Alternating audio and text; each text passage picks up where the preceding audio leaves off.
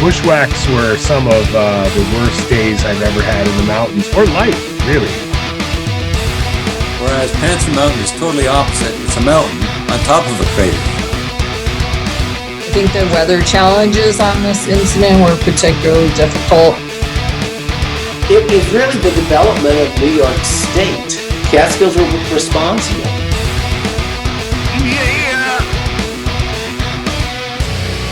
Now you're listening to Inside the Line, the Catskill Mountains podcast.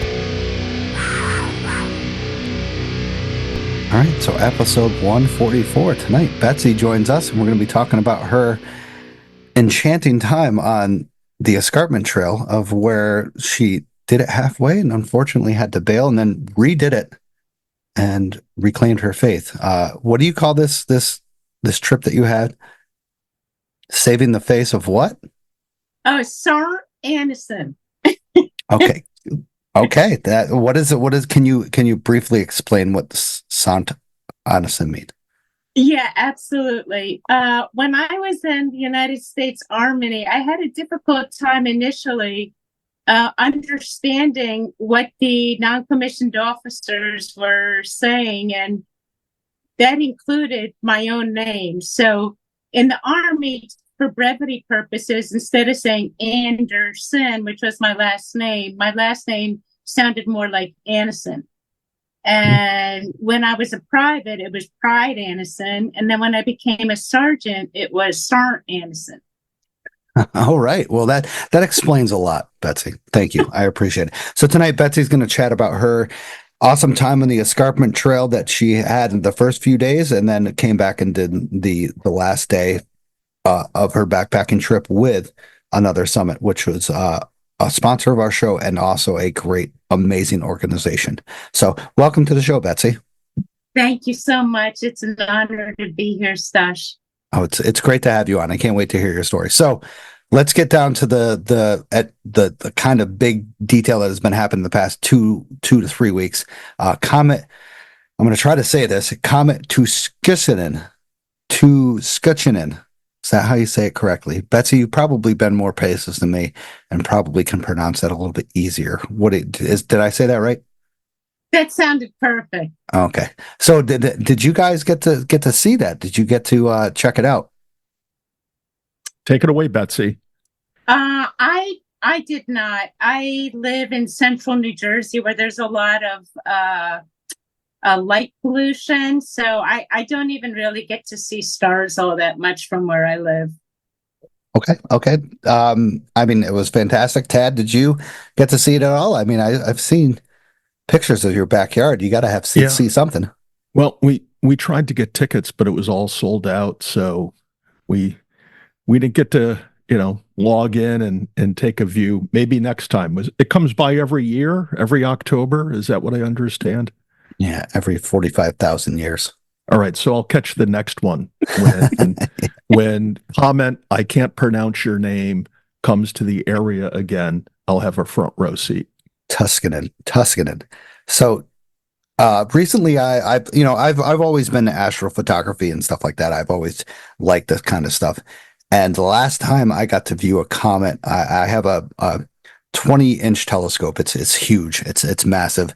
I've always been into this kind of stuff. And the last time we got to view this was like 2014, I believe, was Comet Lovejoy. And that was really cool because it was really high up in the sky, and that was beautiful. So coming to this, you could see this. I was up at my local college with light pollution everywhere, and you could see it. The college kids were having a good time. We know the professor that does the astronomy up there, and she was invited us up, and I brought my professional camera and took some pictures. And I gotta admit, I kind of wish I was at a darker place to get better pictures, because these were just washed out by the light pollution so much. Yeah. Well, while you were saying that, I did check, and Comet Lovejoy actually existed, because with the name like Lovejoy, who would take the comet seriously? But it was discovered by an Australian astronomer in November 2011. So, yeah. You think I'd be lying about that? I don't know. I don't know, man. A guy from Oneonta. I'm not sure if we can trust you upstate guys. We have good dark sky. Well, not dark skies in Oneonta, but around here we do. So I get to, I travel 20 minutes outside of Oneonta and I get great dark skies. And, it was just a, great time to choose. Hopefully I see a lot of people enjoy that, just like the aurora that we had. Mm-hmm. And it was a really cool sight to see. Once again, this only happens, I'm guessing right now every 45,000 years that this comet comes into view, but hopefully sometime we'll have a new comet coming in and we can see it. And it was, my friend asked me how many miles was it away, and I remember reading that at the time I was photographing this, it was 45 million miles away. Wow. So, wow, like that's not that far away for a comet, I guess, Yeah, and then to be able to capture that image on, land-based photography, digital photography equipment is also amazing. Yeah, it was a cool experience, and once again, if you have the chance, get out there and see this kind of stuff, because you never know when you see it again. And well, according to you, what is it, 45,000 years you have to wait? 45 million miles, 45,000 years. Yeah. So we won't be here. I don't know when the next comet is. Sorry. We won't be here, but the podcast will still be going on. Somebody will take over. Yeah. It'll be like 85 million generations later. God, I'm trying to think of how many episodes would that be? We're 144 episodes. Jesus. Got to do the math. I can't do that. We can't count that high. Yeah. So a bunch of rescues have happened. I mean, we're going a little bit off scale with the comet to the rescue. So recently we've had a bunch of rescues. So in Woodstock on October 12th, 2:30 p.m., Ulster County 911 requested a forest ranger assistant to an injured hiker on Overlook Mountain in the area of Echo Lake. So this is towards the north side of Overlook Mountain and not towards the southern side where everybody goes. Rangers called the hiker's daughter and learned that the 78-year-old from France was unable to walk or even sit up. Rangers Francescina and Martin joined the Woodstock Fire Department and the Woodstock paramedic and found the subject at 4 p.m. The paramedic suspected that the subject had a fractured pelvis. Now, New York, that's a little bit far beyond the reach of hauling the person out, because fractured pelvis is pretty big. And plus, if you're over on the Echo Lake, that's a hell of a haul. New York State Police aviation pilots Leader and Celestine were called in to help perform a hoist rescue. Rangers, fire department personnel, and Catskill Center steward located and carried the patient to a site 300 feet uphill that would work as a hoist location. Ranger Cowart and Ranger Cowart lowered Ranger Rusher, who helped pack as the subject, at 5:15. Ranger Cowart successfully hoisted the hiker to the helicopter and they flew to the hospital. Now, there is a video of this out on the DEC website. I will post it, but crazy stuff. So I'm curious, 300 feet uphill from Echo Lake probably would have to be the summit, correct? The summit of Overlook or Plattekill? I'm not sure, but Echo Lake is downgrade from the main trail that runs over Overlook out to Devil's Kitchen. Yeah.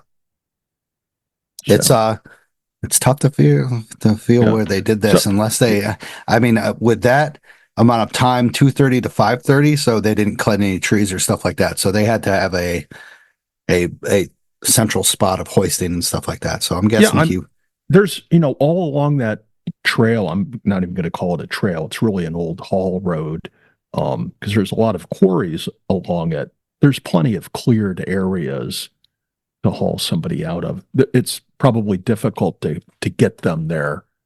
Yeah. But with enough manpower, it can be done. Yeah. So once again, thank you to the Rangers for kicking ass all the time. Francescina and Martin. Of course, Martin's always out there. I know that guy. He's an awesome dude. He's been on the show several times, so good to see him out there kicking ass. I don't know if he'd approve of me saying that. I don't know if the DEC approves, but they have their own podcast. They can say whatever they want. We can say whatever we want. So, yeah. So, yeah. Tad, you know how that feels, busting your pelvic. How does it feel? Yeah. No words can describe how So- painful. How is. do you think that happened? Well, it would take quite a fall. I don't know if he fell from an elevation or not, but also, given his age, 78 years old, he might have had a lot of bone loss, osteopenia, I think is what it's called, and might have made him more susceptible to a significant fracture like that. But it's definitely a very, very painful injury. And I broke my pelvis in 2 places, and I could not get up, could not walk, could not sit, could not stand, could not do anything. That's a yikes. So I sympathize with that guy. Yeah. Let's move along. It's bringing back some painful memories. Of course. So, speaking of painful memories, this just came out today, hot off the press. This is definitely an interesting one. So on October 20th, which is 2 days ago from this recording, which was Sunday at 3:15 p.m., Forest Ranger Dawson, the great Dawson, who is over on the North-South Lake region, awesome dude, responded to a call for a hiker with a finger injury on the escarpment trail named Boulder Rock in the Catterskill Wild Forest area. The 30-year-old from New Jersey. I'm sorry. I can't. This is great. The 30-year-old from New Jersey planned a hike near North-South Lake, but followed the wrong path to the escarpment trail and ended up on steep slopes with loose soil and slippery leaves. Who would have known in September? He slid approximately 15 feet and broke his finger. Ranger Dawson splinted the finger and assisted the hiker back to the trail, where they met Ranger Gullen. Now, rangers helped the subject back to the trailhead and declined further medical care. Resources were clear at 5:30 p.m. Can't definitely hike out with a broken finger, can you? You got to call rescue on that one. Yeah, I'm surprised they didn't call in for a couple helicopters to rescue somebody with a broken finger, particularly in that area when you're on the wrong trail and you broke your finger. Right? It calls for a fly out. Yeah, definitely got aviation requirements on that one. Betsy, you were over there. You know how crazy that area is, especially with a broken finger. Oh, guys. I'm embarrassed. It's a broken finger. My God. How are you going to get out of that? Yeah, so the supposition is he broke his finger, sliding down the slippery, leaf-covered slope of the escarpment? Yeah, I wish I could. It's not clear. So I'm wondering, Stosh, did he actually do this on trail, or was it just another shoving incident in the Shut Road parking lot? Oh, might have been. Could be. And the one thing I'm curious about is where, if this was an actual rescue for a broken finger, or was it because a person was lost? And I gotta admit, this is pretty funny for a broken finger, and you're 15 feet off a trail. You could probably be like, hey, I fell 15 feet. Let me climb back up to that trail and get to there. Yeah. So, on the one hand, it's easy to make fun of this episode, but maybe the person, had something in their makeup that just made this hugely traumatic to them. And it was more than just a broken finger, more than maybe just being on the wrong trail. Who knows? But hopefully this person will get back out and get on the right trail and hike again. I'm no comment. I can't say anything. Come on, man. What do you think, Betsy? I heard Betsy, you had some trouble over there. Did you hike out in your incident? I did. Okay. I did. So with a what was it again? You hurt your hip, right? No, in my situation, it was something had gone wrong with my outer knee. I think it was probably a ligament, and I wasn't able really to put any more weight on it, and it made it very, very difficult to walk out of the escarpment trail via Dutcher Notch. So, but you didn't call forest rangers to help you out because you had a broken finger 15 feet off trail.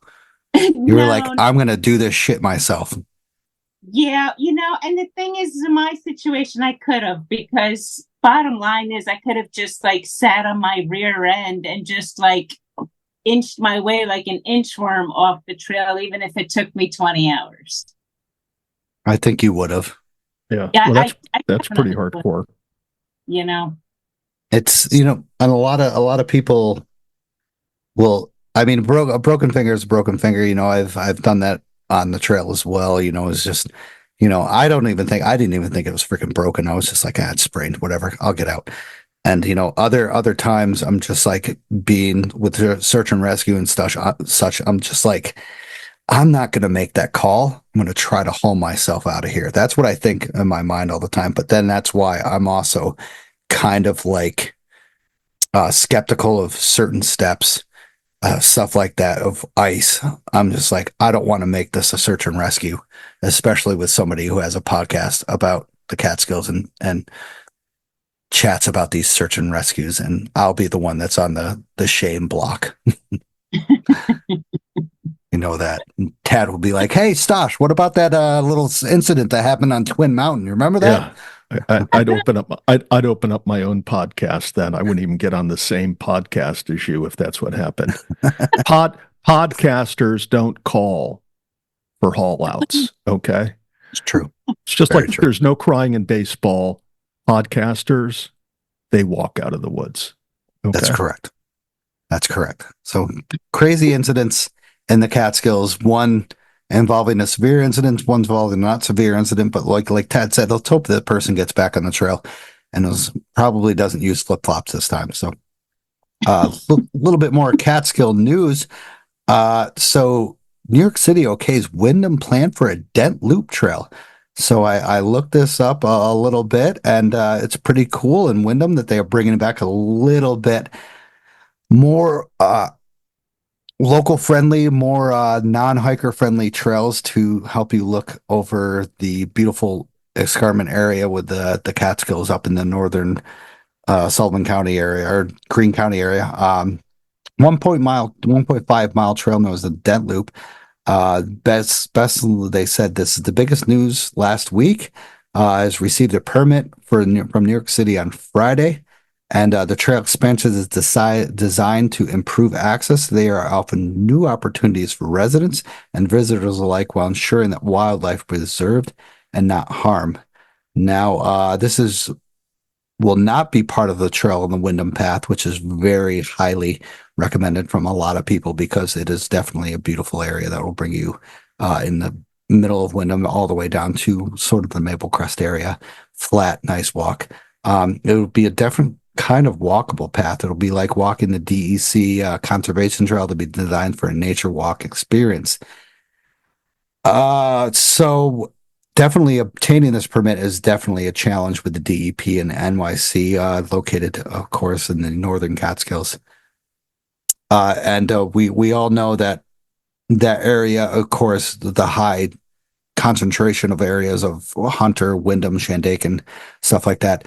We could all use these new trails to get people kind of influenced into hiking, more of walking into the area instead of bringing them to the huge high peaks that we have and then getting them caught into these situations of where they get a broken finger or broken pelvis and then we got to rescue them out. But maybe this will influence some people to come on into the Catskills, start off their stay, like their times of previous leaf peeping season, of where they'll see these beautiful peaks. Because I'm pretty sure from the Wyndham Trail you can see all three of the Blackheads, and Claudel's Hill and stuff like that. Get to catch a beautiful view of the foliage and stuff. So this is a good thing to talk about because once again with Chad we talked about this last episode about creating new trails and such, and then this comes along. Yeah, I think it's tremendous. It's great to see the city of New York authorize this trail building activity on a portion of the 220 square miles of land that the city has acquired since the mid 90s. And it goes back to what I said and what you point out, Stosh, that last time we spoke, there's a lot of land over in the Western Cats that can be used to help build a loop trail of about 140 to 150 miles in the Catskills, and that would be a tremendous thing to happen. What do you think, Betsy? You in favor of trail building? Honestly, I think I would have to consider it on a case by case basis. But I mean, something like that is going to have its pros and cons. So I would have to think through it before I said just blanket statement that I would be for it. Spoken like a true politician. Are you running for office this election cycle, or is that next time around? No, I'm not into politics, Ted. Thank God. So, I mean, we talk about this stuff once in a while, and new plans coming to our view and stuff like that. Now this once again it's not like it's a hard, difficult trail like we're going up, like we said, Colgate Lake to Thomas Cole or something like that. This is a nice, simple plan that will get people influenced into, maybe instead of taking the crazy trails up to the viewpoints, they can see, beautiful viewpoints with just, a simple hike through the woods out and back and stuff like that. So it's a start. Let's just say that, of course, with Wyndham, who has that amazing fresh air and have those elite people coming to the Wyndham Mountain Club over there that ski, the pristine people that ski up on the Wyndham Mountain Club or whatever it's called now. The elites skiing for the gentrified elite class. I get it. If I had tons and tons of money, I could see myself splurging and buying a membership at some posh ski place to stay away from common folk like Stosh. Correct. You wouldn't have to wait 2.5 hours in line on Hunter Mountain, right? Yeah, Stosh. I could picture Stosh at the ski hill with a big Bluetooth boombox banging. What is it? Heavy metal, Megadeth, a snowboard, probably stoking on a big cigar, cruising down the mountain. Just cruising down the mountain, taking out little kids as you go by, right? That's all correct, except the cigar. Guys like you is why they have Wyndham Mountain Club for Tesla owning skiers. Well, wait. There's somebody amongst our midst that owns a Tesla, an intruder. So, I mean, they probably all do down in the Mountain Club. So yeah. You're one step closer than I. All right, let's move along. Let's get on to the real winter talk. I know. So, I mean, we've had some awesome weather the past week. It's been from like the low 60s to almost the high 70s. And it hit that today when we're recording now. But I mean, we look a little bit further north up in New Hampshire and Vermont. 17 inches of snow has fallen on Vermont or in Mount Washington since last week. And I know even more of that has fallen on Vermont up in Mansfield and stuff like that people were skiing up on Mansfield before it was open. They would hike to the peak, ski down. So just a crazy amount of difference that we have, of course, with the high peaks of the Catskills. The Adirondacks, I know, receive some snow, but not as much as Mount Washington and the high peaks, but we are getting there. And, with this 77-degree high that we had today, 77 degrees is absolutely insane for October 22nd. But you had 77. I think we had 81 here. Oh, God. The valley, the mid-Hudson Valley where I am. Yeah, it was a tremendous day. I'll say this. It was so nice outside today. I just stayed home and worked all day from home and hanging out in the backyard, doing my work thing outdoors. Yeah. It was splendid.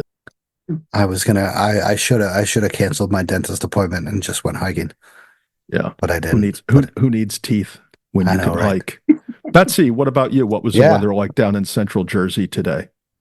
It was like 80 degrees. It was pretty hot. Yeah. Right. Very sunny, hot. It was a little muggy, wasn't it? Like, not muggy, but like there's a lot of moisture in the air to see like into the distance. That's what I had Yeah. here, at least. Yeah, still. What about winter hiking conditions, Betsy? Is that your thing? I'm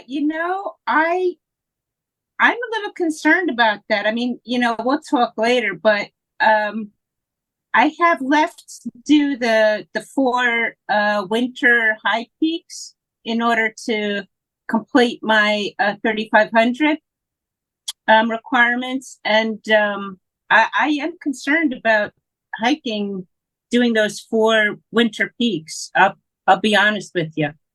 Yeah, what are you concerned about, though? That you're not going to be able to experience the winter? No, I'm concerned about the temperatures up there. Yeah, it varies. It's crazy how different it is from, coming from central New Jersey all the way up to the Catskills, even to where I live in Oneonta. It's a huge difference. Yeah, I think the biggest concern I have is, being out there for 4, 5, 6 hours, in temperatures that are down to the teens and maybe even the single digits. And sometimes my fingertips and my toes don't take too well to those kind of temperatures. Oh, yeah. Well, we get a lot of days in the winter. The temps are actually in the 40s. We don't have snow on the ground, so it's a lot easier to stay warmer, particularly in your extremities on days like that. But if you're somebody who does have a susceptibility for your toes, your feet to get cold, your fingers to get cold, the first thing for winter hiking that you need to buy then is winter boots with insulation built into the boots, because that helps a tremendous amount. I occasionally go out with my winter boots on in the winter, which have a 200-gram weight insulation in them. They do have boots with 400-gram or higher. So depending on how your body responds or doesn't respond, you can get boots that keep your toes warm and toasty. Same things for your hands. But it's, winter hiking is a function of knowing what to expect from your body given the prevailing conditions outside. And as long as you're moving and you have the right layers on and in your pack to put on, it's real in the Catskills. It's really, for the most part, mild. Yeah, very easy and very fun. Sorry to say, but you live and learn. Yeah. I mean, Tad, both you and I have hiked in apparel that is shamed nowadays. Yeah. I remember in the old days where your jeans would get so wet and cold, they would be frozen. Oh, yeah. And it was like a struggle. It's almost like a struggle to move your legs. They become, what are they called? What are the things that they called that protect your shins and everything from ticks? And oh my God, gators. Gators. Yeah, they basically become gators. That's what I wore khakis. Yeah. I don't know why I wore khakis. I grew up hiking in jeans and cotton flannel shirts. I got smarter when I started skiing and I discovered wool, and wool was my friend. But my early days of hiking in the heart of the snow belt south of Buffalo was based on cotton. Times, man. Yeah. But I'll say this, Betsy, hook up with the Catskill 3,500 Club and, pick a day that it's not expected to be super, super windy, where the starting temps are high 20s, low 30s. Obviously, it'll get colder the higher you go, but that's why you bring extra layers to put on, just a little bit before you reach the summit, put on a layer. So when you get to the summit, you stay warm and toasty. A lot of people make the mistake of waiting too long to put that extra layer on. Mm-hmm. Then they hang out at the summit. They start to get really cold, and there's no more further uphill climbing to warm them up. So going downhill, they start to freeze. Mm-hmm. So be sure to layer up, that last few minutes before you crest over the summit, and you will be okay. Oh, yeah. Mm-hmm. And it's those winter experiences that you'll get, the experience that you have. and you'll only grow upon that. Like that's what I did. I had, once again, khakis. I hiked Panther Mountain in khakis and a massive, I don't even know what the hell the kind of coat was that I hiked in. And I just, all my legs were frozen. My legs weren't frozen, but the whole khakis were frozen. And like I said, they were like shin guards. And Yeah. we met a guy on Giant Ledge who was hiking in snowshoes, where we had a snowstorm that dumped at least, like, I'm pretty sure it was 4 to 5 inches in a matter of 2 or 3 hours. And he was looking at us in snowshoes. And I kind of now look back and I'm just like, yeah, we were one of those people Yeah. that we look You- upon and we're just you like, learn. God damn, those idiots. But then I was like, why was he hiking in snowshoes when we could just do this in regular Michael Sprigs? Like, he was just, and I don't know, but we survived. It was one of the most unforgettable experiences that I'll have in the Catskills, that me and my friend just went and did it and came back. And we were just like, okay, we got to change what we have now, because that was not dumb, but it was close to it. Yeah. And I just want to let everybody know who's never met or seen pictures of Stosh, when he says all my legs, he just has 2 legs when he says that. True. It's not like he has 4, 6, or 8 legs when he says all my legs. So Betsy, do you have snowshoes? I do have snowshoes. Good. I got a pair of snowshoes that were designed for the French Alps. They're by a company called TSL. Oh, Sure. nice. I know those. Yeah. Yeah. That's a good choice for your typical Catskill hiking conditions when you're not dealing with significant fresh snow to break through. They're not as good as some of the others when you have heavier snow to break through, but they're a good choice when you're hiking with a group and the snow that you're going through is not, more than, I'm going to say, 6, 8 inches. Still significant amount for these day and age now. Yeah. Now it's like, we barely get that much. But for those of you who are listening that don't have snowshoes and you're going to head up to the Cats this winter to hike, check out, I think, what is it? The Slide Mountain Hotel has the snowshoe exchange or rental sharing program. Yeah. So it's with the Catskill trail conditions, right? Yeah. So reach out to them and you can hook up with a pair of snowshoes and go out and have some fun, which I guess brings me to the only warning that we need to give our listeners, and particularly Betsy, who hasn't ventured out in the winter. The biggest problem with winter hiking is what? What is it, Stosh? The biggest problem with winter hiking? Well, I mean, I to me, it's mountain lions. Well, but we have okay. mountain lions mainly year round. They're harder to get away from in the winter, but they're easier to see. But the real problem with winter hiking, in my opinion, and I think the U.S. Surgeon General backs me up on this, it's addictive. Once you get started winter hiking, you don't have to deal with the heat, the humidity, the bugs, right? Yeah.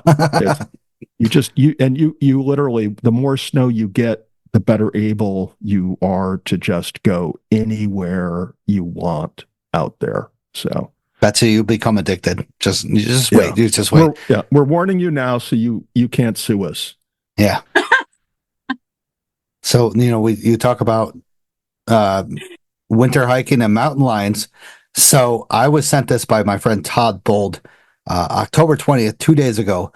This is official. Mountain lion seen in Massachusetts. So an animal control officer in Western Massachusetts says she believes, and this is official, a local resident did in fact see a mountain lion. So Kelly Wanscott, an animal control officer for several towns, including Goshen, Massachusetts, where the animal was reportedly seen, said, of course, in a Facebook post on Friday, October 18th, that she can confirm that it was a mountain lion that the resident spotted. And so a lot of the things he said, it was confirmed through, of course, pictures and saying that that the mountain lion population in Massachusetts, and there have been only 2 cases that have supported mountain lion in Massachusetts. Both have taken place near the Quabbin Reservoir. And beyond that, I can't find much about this case. that said that it was confirmed. I did look on that Facebook post, which was really interesting because the comments were shut off. And I was just like, oh, that's kind of a little sketchy because, once you shut off the comments, you basically know that you're not having a case. And a lot of people in that, once again, I love Facebook because they're just like, a lot of people like, how can you believe that mountain lions don't exist here? How can you believe that they haven't been seen? Well, I not to burst anybody's bubble, but there are thousands and thousands and thousands of trail cameras out there. But every mountain lion picture we've had has been blurry, number one, or number two has been proven that it's been down in the southern states of Tennessee and Georgia and North Carolina and stuff like that. So, once again, up in the Catskills, I have never seen a mountain lion print in my days of hiking. Tad, have you? Yeah, of course. But Stosh, the way you're talking, it sounds like the next thing you're going to tell me is there's no Santa, that Santa's not real. I don't know what to say about that one. Folks, mountain lions are real. Stosh is just kidding. Well, they're real. Yeah. Of course, but they're not real in the Northeast. We just had a news story that says they've infiltrated into Massachusetts. Obviously, they got there by passing through the Catskills. Yeah. I mean, we had everyone knows that Route 28 is the main thoroughfare to get through the Catskills. That's true. And I'm sure there was a caravan this summer of mountain lions one night making their way along the Ashokan Reservoir to get out to, So, yeah, and everybody, don't worry. We're not one of those podcasts that are mountain lion deniers. And I will post this Facebook page because it's hilarious. It really is hilarious. It's like a guy showed me a picture of this. Prove it. I saw one in our backyard. Prove it. A guy's friend of a friend of a friend of a cousin of a friend saw a mountain lion. Prove it. Well, Stosh, it really sounds like we need to get our head mountain lion investigator out on the trail. Although he's only 2 years old, right? But our toddler trooper mountain lion investigator is going to get out there and check out this story as soon as mom changes his diaper. Yeah. I just can't believe stuff like this. Like it's just amazing. And then a lot of people post, of course, pictures of bobcats and they're like, is this a mountain lion? And it has a tail the size of my hand. Yeah, that 6-foot tail is a mountain lion. It's just hilarious. Like, I will point you to this. I'm gonna send this link to everybody that listens to the podcast and show you this because this person, I'm gonna read the quote here. I have never seen a large feline cat in the wild in Massachusetts. However, yesterday at the corner of Munson and Bryan and Chesterfield, I took this video of what may be a mountain lion. And there's barely any tail of the cat, and it's walking like a bobcat. Like you've seen videos of mountain lions, and they basically are very big, like domesticated cats. They step, every precious step is a step and stuff like that. It's beautiful, it's majestic. With the bobcats, they're just like they're stepping like every step is a cautious step, and they're adorable, but they're out to hunt and stuff like that.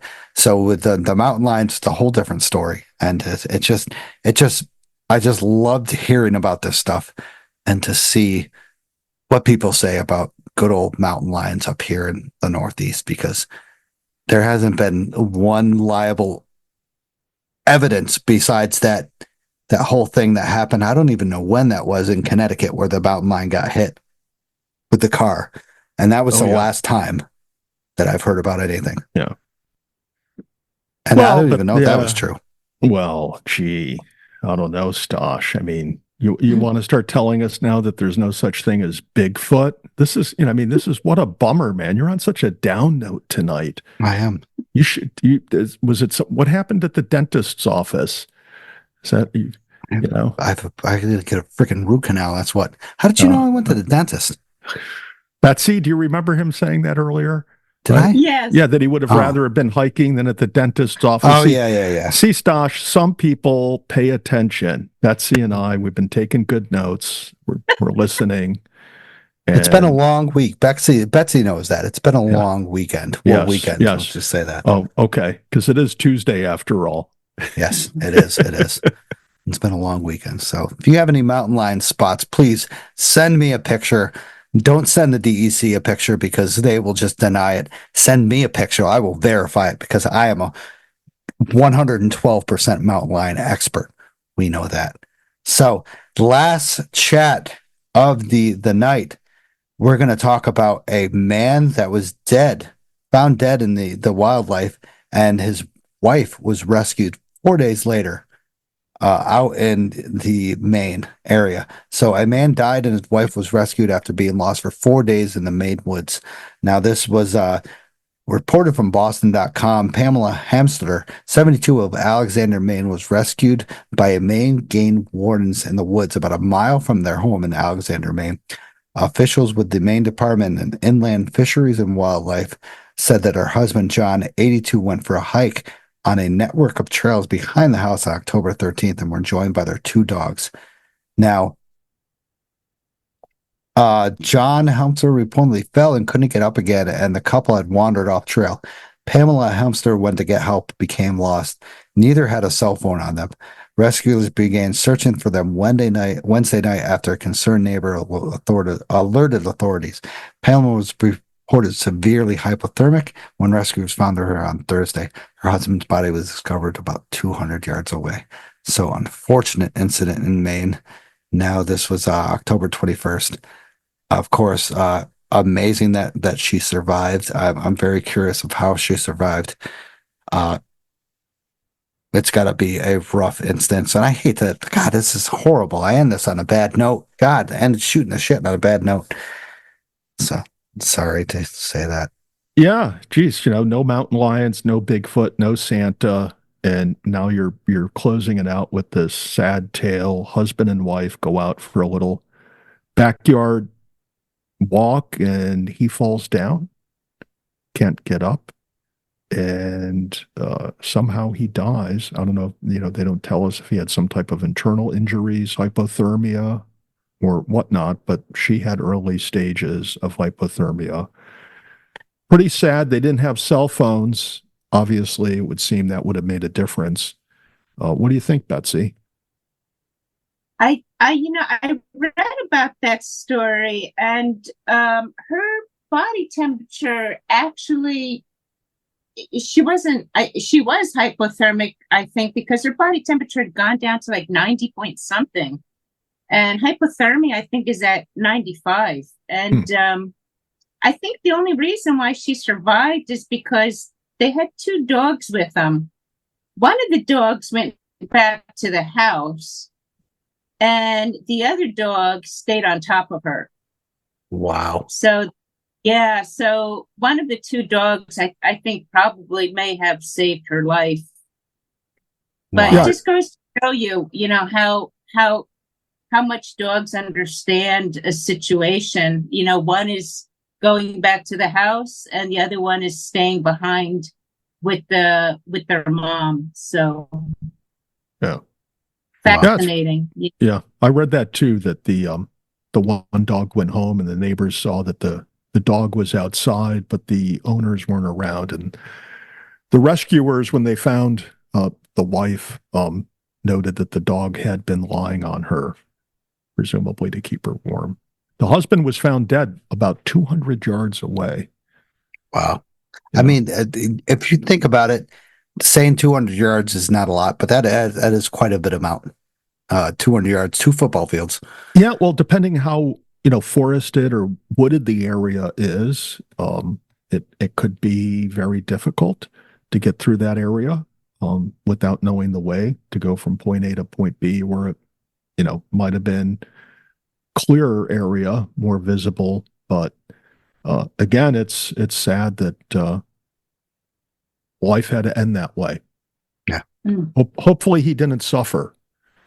Yeah, it's it's crazy to think about, but once again, I mean, even the simplest of walks out from your backyard could result in unfortunate circumstances like this. And thoughts goes to, of course, the wife that was with him and such. And once again, thank God for the dogs that helped him out. And if that was true, once again, dogs are to me, our life. We all know that. I mean, I know that. So yeah. So thank you guys for shooting the shit. Is that it? Is that it? Yeah, with sad news like that, I don't want to shoot any more shit. Yeah. I mean, I would like to unfortunately say this is this episode is dedicated to my buddy Dexter that just passed away Saturday. My good old boy was 14 years old, and it was a great time with him. He was a corgi. He was phenomenal. So yeah, let's get away from that shit. Let's thank the monthly supporters: Darren White, Vicky Farrell, Mike Sawatowski, Jim C, Betsy Anderson, Denise Weiss, Vanessa, Joseph, Jim C, Michael. Love you guys. Thank you guys for supporting the show and believing after 144 episodes. Really appreciate it. Also, capture your love story against breathtaking backdrops with Outdoor Chronicles Photography. Molly specializes in adventure couple photography, and she'll immortalize your moments amidst the stunning landscapes of the Catskills, Adirondacks, and White Mountains. She'll craft timeless images that reflect your unique bond in nature's grandeur. Embark on an unforgettable photographic journey with Outdoor Chronicles Photography. Don't hesitate to get a hold of Molly on all platforms. Also, discover the wilderness with Trailbound Project. Our expert-led hiking and backpacking education programs offer unparalleled outdoor experiences. Whether you're a beginner or a seasoned adventurer, join us to learn essential skills, explore stunning trails, and connect with nature. Start your journey today with Trailbound Project and unlock the wonders of the great outdoors. So, coffee's mentions. Todd Bulges by the privately owned, but some public access at Bear Nature Preserve. Tad, are you familiar with this area? Oh yeah, it's 5-6 miles from where I live, uphill. Yeah, it's just southwest of the Sam's Point area of the Shawangunk Range. It's up. You have to drive up the range the same way up to Cragsmore. Instead of turning right and going over to Sam's Point, the ice caves area, you turn left and you head to the Bear Preserve area. It's got views to the west, and it's delightful. You have to pay a modest fee to get in, but it's worth it. Fills up quick on the weekends, though. So I can only imagine. Plan Betsy, you've ever been there? No, I haven't. Okay. All right. Neither have I. So, also Scion 72, Sean was at, looks like it was down at the Neversink area. His initial plan was to hike in the Adirondacks. Thank God he didn't hike there. But he wasn't feeling the 4-hour drive. God, I would never feel that 4-hour drive. This is way too much. So instead, he visited the first time the spot outside the line. Of course, it turned out to be a really warm day, and he was wishing that he hadn't worn his long sleeve pants.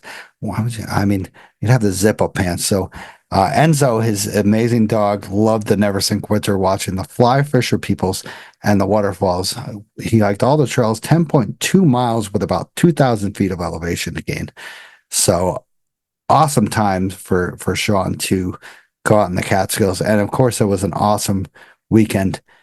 So hopefully Sean has rated the show, and that, he didn't say where he was. He said last time he was at the Huckleberry area. So I'm not quite sure where he was with this area. Did you see that post? Yeah, he's this Neversink River area. Well, we're all familiar with the Neversink River, the East Branch up in Denning. And as you go downstream into Sullivan County, south of Route 17, the 4-lane interstate, is what they call the Neversink River Unique Area. Yeah. And the trails have been improved over the last 5, 6, 8, 10 years. They're better marked. the area is getting more and more popular, but I'm going to say it's still relatively undiscovered and is Sean Unique. points out, yeah, it's unique and it's a worthwhile side trip to take when you want to avoid crowded areas. You get to the water, you get to see some waterfalls. It's beautiful terrain over there. Great idea. Great idea to go over there and do some hiking. Yeah. It's I would say, I've been over there, very like you said, unique area that you can have a bunch of log roads and stuff like that. It can get confusing once in a while, but it's absolutely phenomenal area, secluded area. And once again, if you get off the trails and you stay away about 2 miles out, you can get away from everybody. So fantastic. So thank you guys once again. Rate the show. I don't know if that does any good. So it makes us feel good, and that's what it's all about. Okay? Exactly. Yeah. So rate the show on podcast, Apple Podcasts, Spotify. I don't know what to do. Whatever. Share the show. Do whatever you can. Love us. Whatever. So, anybody drinking anything tonight besides me? Don't wait for it. Wait for it. I'm going to do the crack. I'm good. Right near it. Right near it. Get it up there. Okay. Everybody ready? Let's have a moment of silence. Did you hear it? No. No. Oh, that's awful. I'm not going to do it again. I only have one more thing. Well, that's pretty disappointing. Yeah, we All can right, just. so what do you have, Tad? I'm going back to the Murphy's Imported Stout. It's the last of four. I got a 4-pack, and each one has been just okay. I really hope that I have not gotten you back into drinking. Like you were an alcoholic before, right? No, but like I said, I didn't go to God. the office today, and I'm not going to say how many brewskis I had in the backyard when I was working. Nobody needs to know that information. Do you clock in and clock out? I hope not. Me? No. Well, Good. I sort of do, and I sort of don't. Okay. I do my own thing. Betsy, how about you? You got anything? I'm just drinking a glass of water because when I start talking to you, you'll understand that I got to be careful what I drink right now, with the understanding that this is being recorded and broadcast, and the stuff that I have to say, I need to be careful how I phrase myself. You'll understand in a moment. All right. So, well, butter. we're more interested now. I know I was going to say, Tad, you got a little stuff on your mustache right there, buddy. Yeah. So I'm trying to make it legit, right? It was legit. Poured it with the little head. Life. Sweet. So, yeah. Betsy, this once again, no hold. That it's a no hold barred podcast, so you can do whatever you want. So, be free. Let's just say that. Yeah, I mean, after all, Betsy, before we move on to your drink, Stosh, you are one of our only 2 listeners, so it's not like a big deal if you, say a few inappropriate things. I'm just putting that out there. All right, Stosh, why don't you? I'm going to guess it's an Awestruck cider. Wow, Yep. how'd you guess that? Yeah, because I'm just that. It's intuitive. 70. It was 70 something degrees today, so I'm drinking their honeycomb cider, which is of course based off of like honey and stuff like that of the summer. I can't get enough of this. If it's 7 degrees, I'm going to be drinking some summer cider instead of some winter cider. I mean, they have fall cider too, and maybe spring cider. Yes. Mud season cider, shoulder season cider, maybe seasoned cider. Correct. Yeah. So it's delicious. So phenomenal. So awestruck once again. So previous hikes. I'm pretty sure I'm the only one that hasn't done a previous hike. So Betsy, have you done a previous hike? Yeah, my most recent hike was on Thursday, and I did the Blackhead Range. Nice. And, yeah, it was a very eventful hike for me because I did my 33rd Catskill High Peak on that hike, and I left it purposefully for the end because I wanted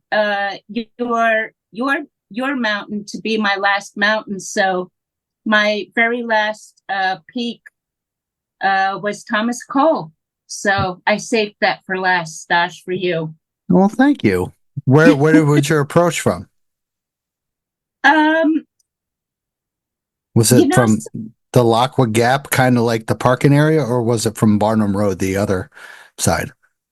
no, we parked at Thomas Cole Trailhead at the end of Barnum Road, and Nice. we approached the Blackhead Range from Big Hollow Road to ascend Blackhead first. Oh wow. Can I help? I can't help but say that I have never done that whole traverse. Wow, shame. So, congrats to you. What you Yeah. was it a beautiful weekend or a beautiful time? Yeah, it was on Thursday, and it was extremely beautiful weather. And I think, honestly, what stood out the most for me during that hike was that beautiful lone pine tree on the top of Camel's Hump. Yep. I that pine tree, that image of that pine tree from a distance, I saw it, and I was like wondering, is that actually a lone pine tree standing on the top of that hill? And then as we came closer to it, I realized, my God, it is. And it's right on top of Camel's Hump. And, that was very powerful image for me. So, yeah, it was a great hike. And Go ahead. No, keep going. oh, and it was also a very significant hike because it was that hike included the 33rd high peak that I needed to do before banging out the 4 winters. So very, Nice. very significant for me. Yeah. And trail conditions are probably fabulous, I would assume. Yeah, it's getting a little bit more sketchy when you're putting your foot down and not quite sure what's underneath because of the coverage from the leaves. But I try and poke around with my poles before I actually step down into what might turn out to be a hole. But I'm trying to be careful even with the foliage covering the ground. So Were you able to witness like peak, or was it a little bit after peak? it was after, yeah. Okay. Yeah. I mean, there was some coloring, but the leaves for the most part are starting to turn on the brown side. And in all honesty, I didn't really see like a lot of popping color in the Catskills this year. I was kind of hoping I would see like bright yellows and oranges and reds and just this, amazing array of colors. But I didn't really experience that this year. I don't know. Did you? I got to admit, I experienced that up in Oneonta, but beyond Oneonta, anywhere south of that, like it was, I would say more of like a mustard, like a honey mustard kind of color. It was a little bit brown yellow, but Yeah. anywhere south or north of Oneonta, like we got to experience some hot, bright colors here. And I was just Wow. blown away what I got up here. And then like I said, I traveled down to Plattekill and we went down to Margaretville. There wasn't hot colors like there could have been. And and I'm just glad you got out there and you got to see what we call the Christmas tree. I know my friend Greg has decorated that in the past. I want to decorate that even more because you can see that tree from everywhere.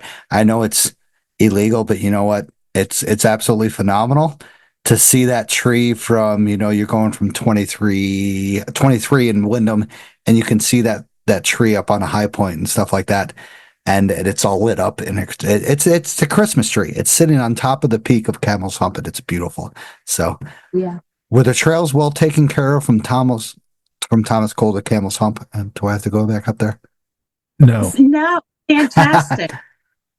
Good. And what do you think about the trail from Camel's Hump down to Barnum Road? That's one of the most phenomenal trails that I've ever been on in the Catskills.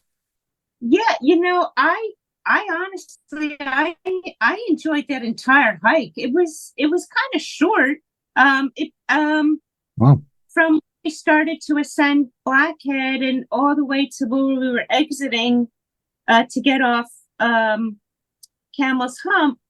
I think it was only like 7 point something miles. So, it was a pretty short day, but I enjoyed myself nonetheless. I prefer to be out there, from morning until night, but the day lasted about a little bit more than half a day.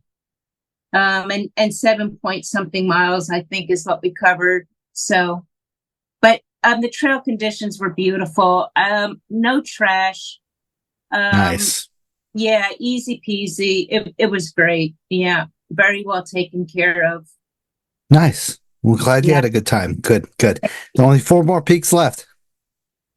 Yeah, the 4 winters, and then I'm done. Yeah. Nice. Well, can't wait. So, Tad, what about you, sir? Yeah, I headed out Saturday. Wanted to get a quick hike in. Didn't want to hike something that I had done before.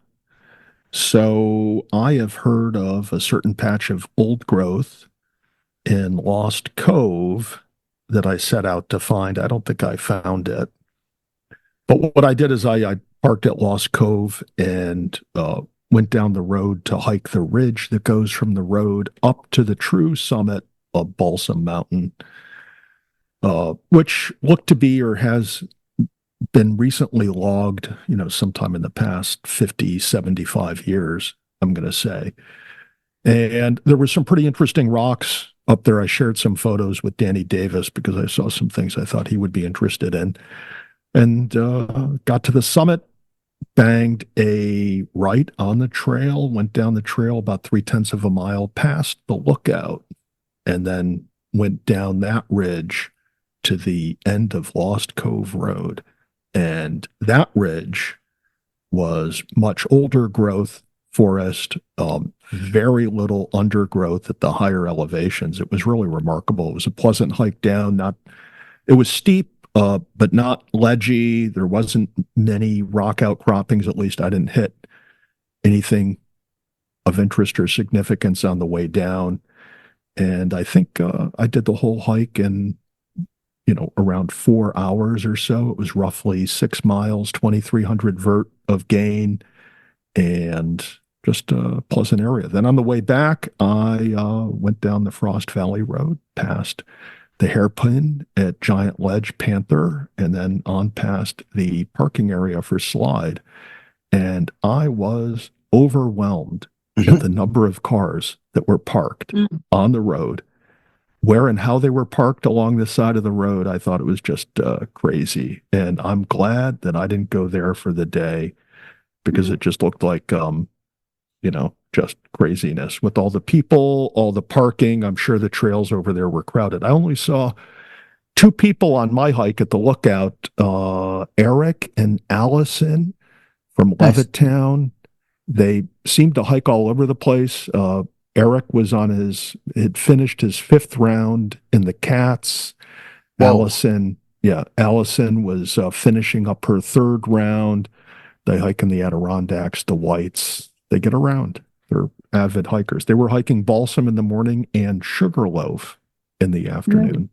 What an unusual Yeah, pair. because they're gridding. They don't want to admit that they're gridding, but that's how you go out and grid. Yeah. If you need those mountains in the month of October, and this is your only time you're going to be here in October, then you do, I called them production hikes when I was gridding. I'd come up here, and if I had to knock off Rusk, I was going to do Rusk and not do Hunter and Southwest Hunter. I would do Rusk, and then if Balsam Lake was another mountain I needed for the month, I'd get in my car, drive from Rusk over to Balsam Lake, and I'd do Balsam Lake. You almost felt like you were a UPS driver doing these random stops. And At times there was kind of like this drag to it because it was sucking some of the fun, some of the spontaneity out of what you were doing.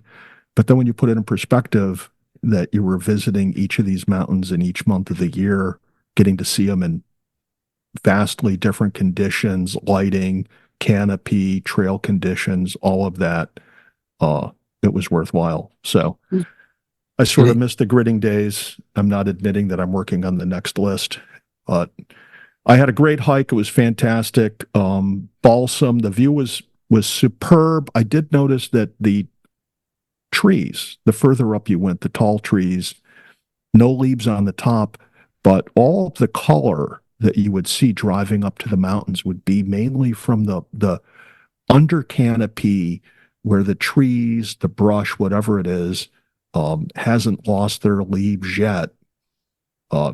They were popping and presumably creating a lot of that color you see from the road or from the mountaintops looking over the vista. So you won't be able to see that by the time of this release, though.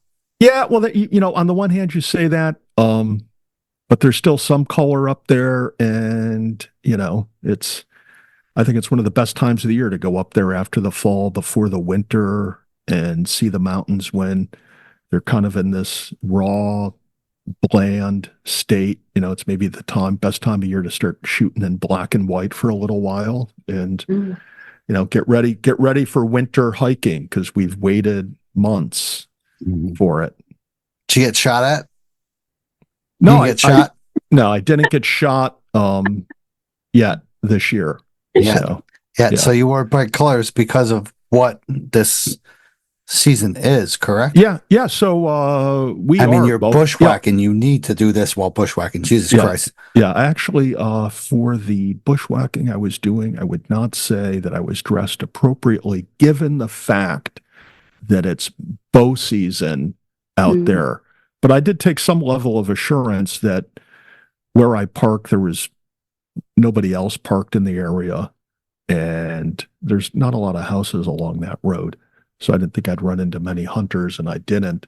But we're in bow season until the 15th of the month, and then of next month, and then starting on November 16th to the 12th of December, it's gun and rifle season for bear, deer, and mountain lions in the Catskills and the rest of New York State. So wear your bright colors, because sorry to say, the people from the city are coming up and they're getting ready to shoot. Yeah. And sorry, Betsy.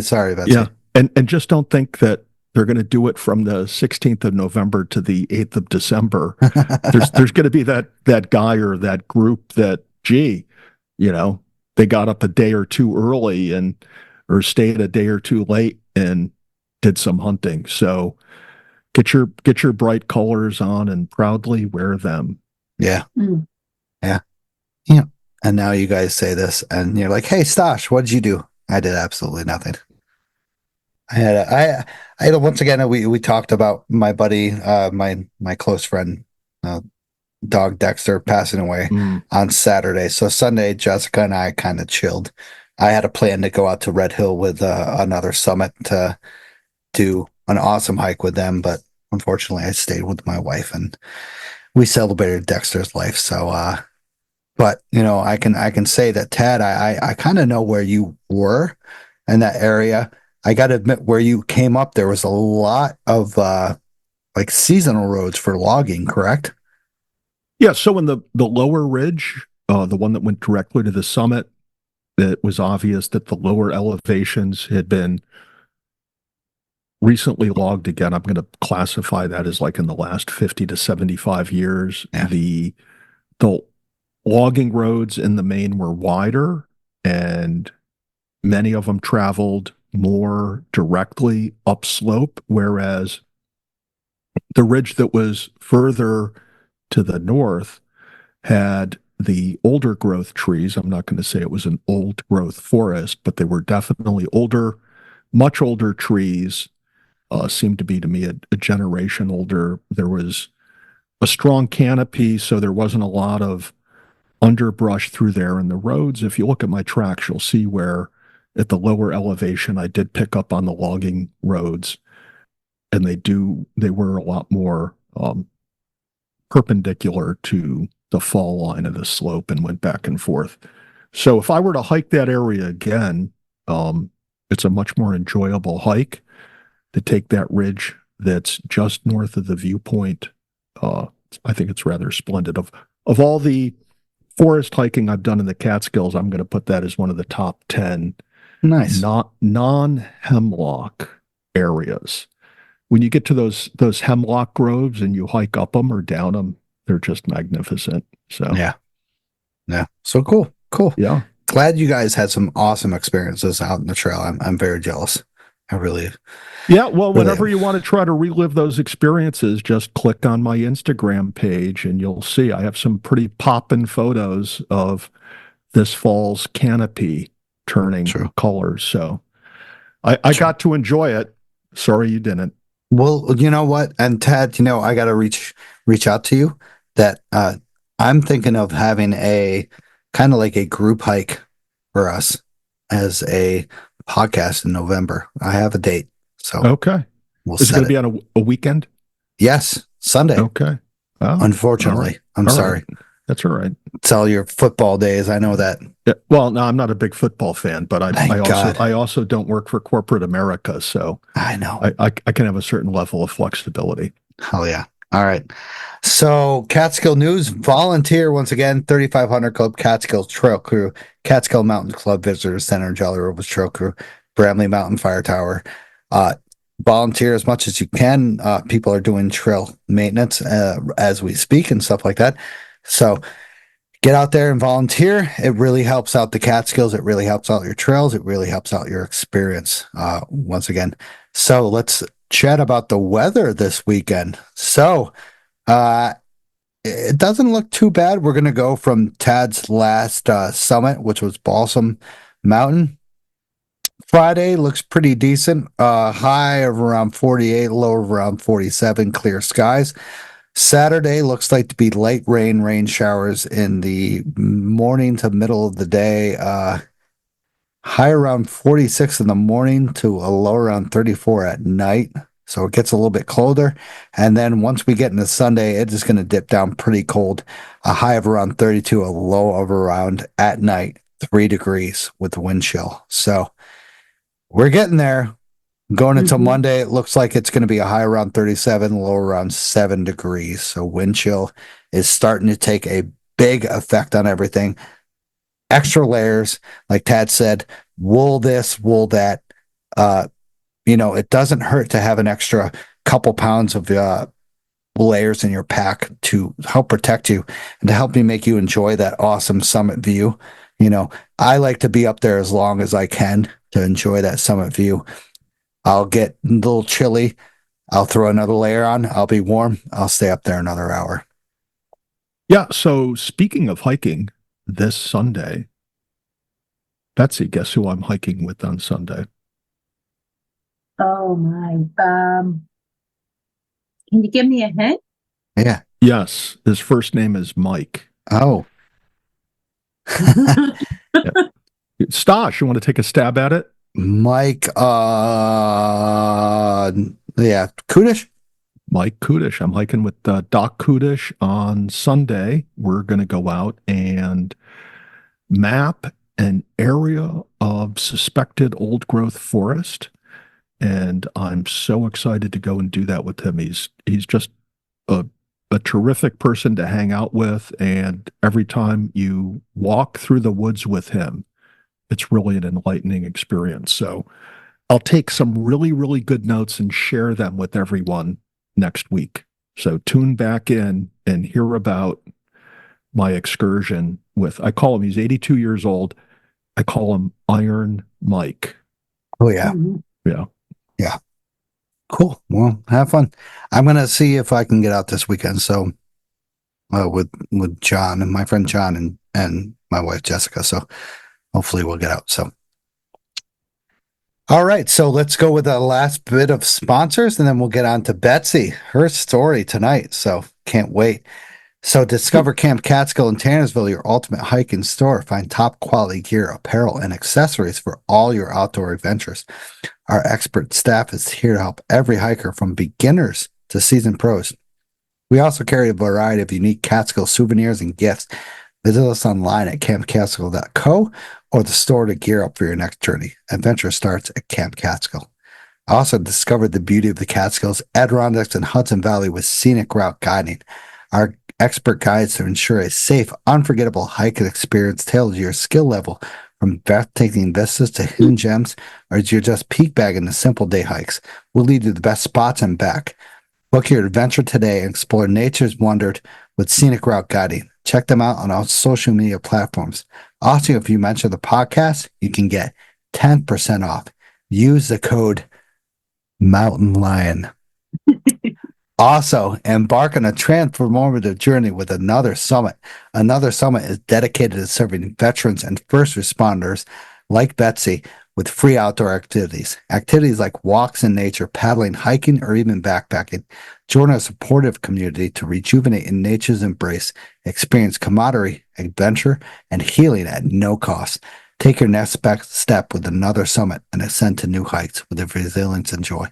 Apply today at anothersummit.org. Proud to have Another Summit and all these people to support our show. Really appreciate it. So let's get on to the guest of the night. Let's go. So Betsy, we've endured an hour and 20 minutes of this. Jesus, sorry about that. Don't be sorry. You're kidding me. I truly enjoyed this podcast more than anything. So Did you have a good time with the kind of pregame stuff? oh yeah, absolutely. Okay. Because a lot of people are just like, let's get through the interview. No way. As a dedicated listener, is it what you thought it would be like being on the show so far? Yeah. Absolutely. Yeah. Good But point. I'll be honest with you, at the podcast you just listen to it, but it's more interesting actually seeing your faces. So Ted, I've never seen your face before. It's ugly. Yeah. Thanks, Dosh. Thanks. Yeah. I'm halfway through. I'm halfway through my plastic surgery regimen. I'm getting the Stosh makeover. I'm going to be the older version of him. I was going to say, you got that old growth forest on your beard and stuff. Oh, that's so harsh. Okay. I think my wife is calling. I need to leave. All right. So this is Spotlight is Betsy. So tonight, Betsy's going to talk about her escarpment Thru-Hike, how she did 2 days of the escarpment, had an unfortunate injury, had to bail, and then came back and completed it. So at first you don't succeed. She picked herself up and tried again, and she completed it. So thank you, Betsy, for joining us on the show. And how are you enjoying the Catskills so far? I'm truly enjoying the Catskills. It's a situation where I've come a long way.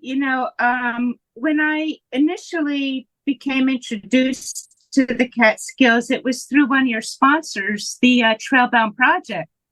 Oh, And that was in November of last year. So not even quite a year has passed since I first got introduced to the Catskills, and it was a horrendous experience that I went through. Probably one of the most harrowing experiences of my life. It was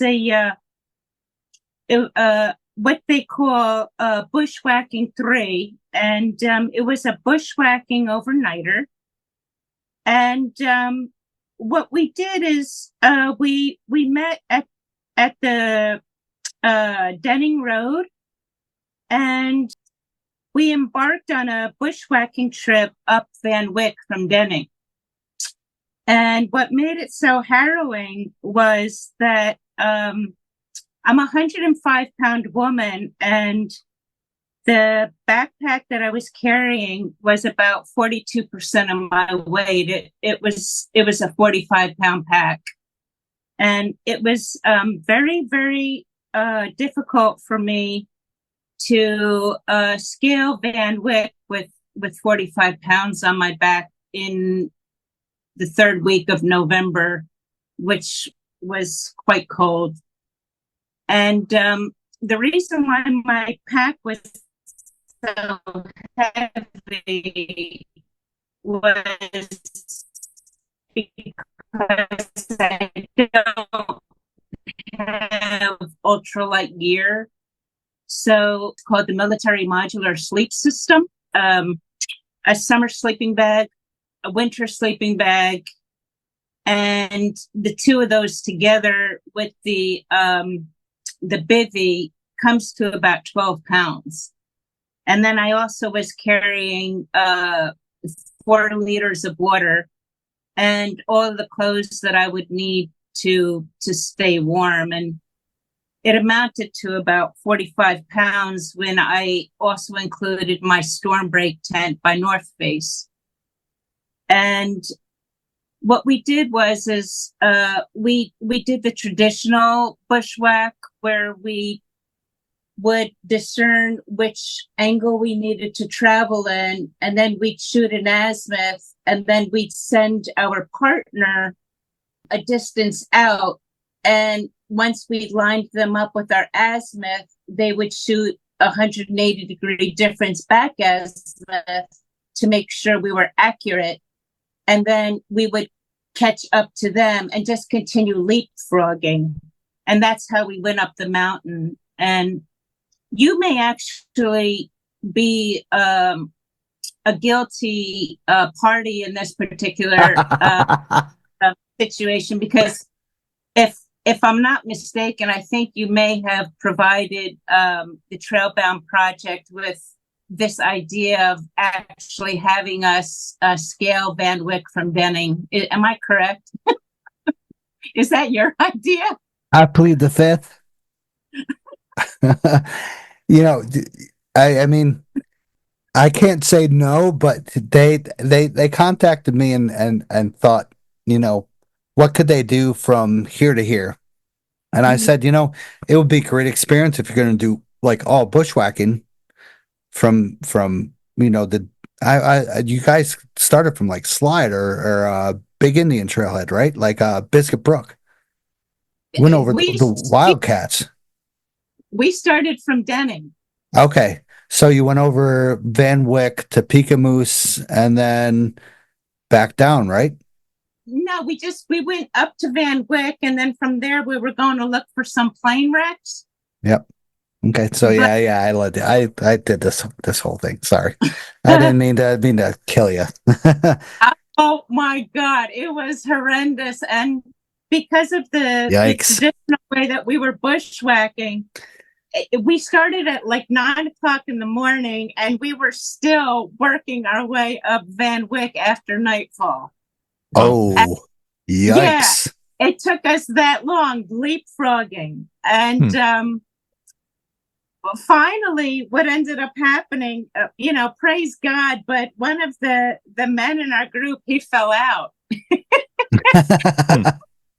He just bonked right on the top of Van Wyck. And he just announced to the group that, he was done. He can't go any further. It's it. Did he take the trail back? Did he like go over to the table and take the trail back, or he just try to retrace back to Denning through the woods? No, it was an overnighter, so everyone had what they needed to spend the night on the top of Van Wyck. And that's precisely what we did. We just camped out right on the top there. And the next morning he was good to go, and then we just made our way back down. But with the it was the third week in November, so the temperatures were dropping down into the teens at night. And then with the chill factor on the top of the mountain, it was probably like 8-9 degrees up there. Wow. And it was a very interesting experience because you know Joe Galvin. Oh yeah, ice climber. He was previously on our podcast twice. Yes, he was the leader, and you also know he's currently the chief of Catskill Mountain Search and Rescue, Brad Sayer. Yes. So yeah, he was with us too. Oh wow. Yeah, So we just pitched our tents right up there on the top of Van Wyck, towards the top anyway. And I utilized this area that had looked like it was going to be great to block the wind. So I pitched my tent, where I couldn't tell if it was like a huge boulder or fallen tree because it was nighttime, but I pitched my tent there, and I was lazy about putting my toothpaste in my bear bag before it was hung. So I had my toothpaste inside my tent with me, no food, but my toothpaste. And I would say maybe like 2 or 3 o'clock in the morning, I hear, guys, I kid you not, I heard by stealth, not an animal that scurries, but what I heard was it sounded like a person. And there was leaves because it was November, dead leaves on the ground. And what I heard right outside my tent was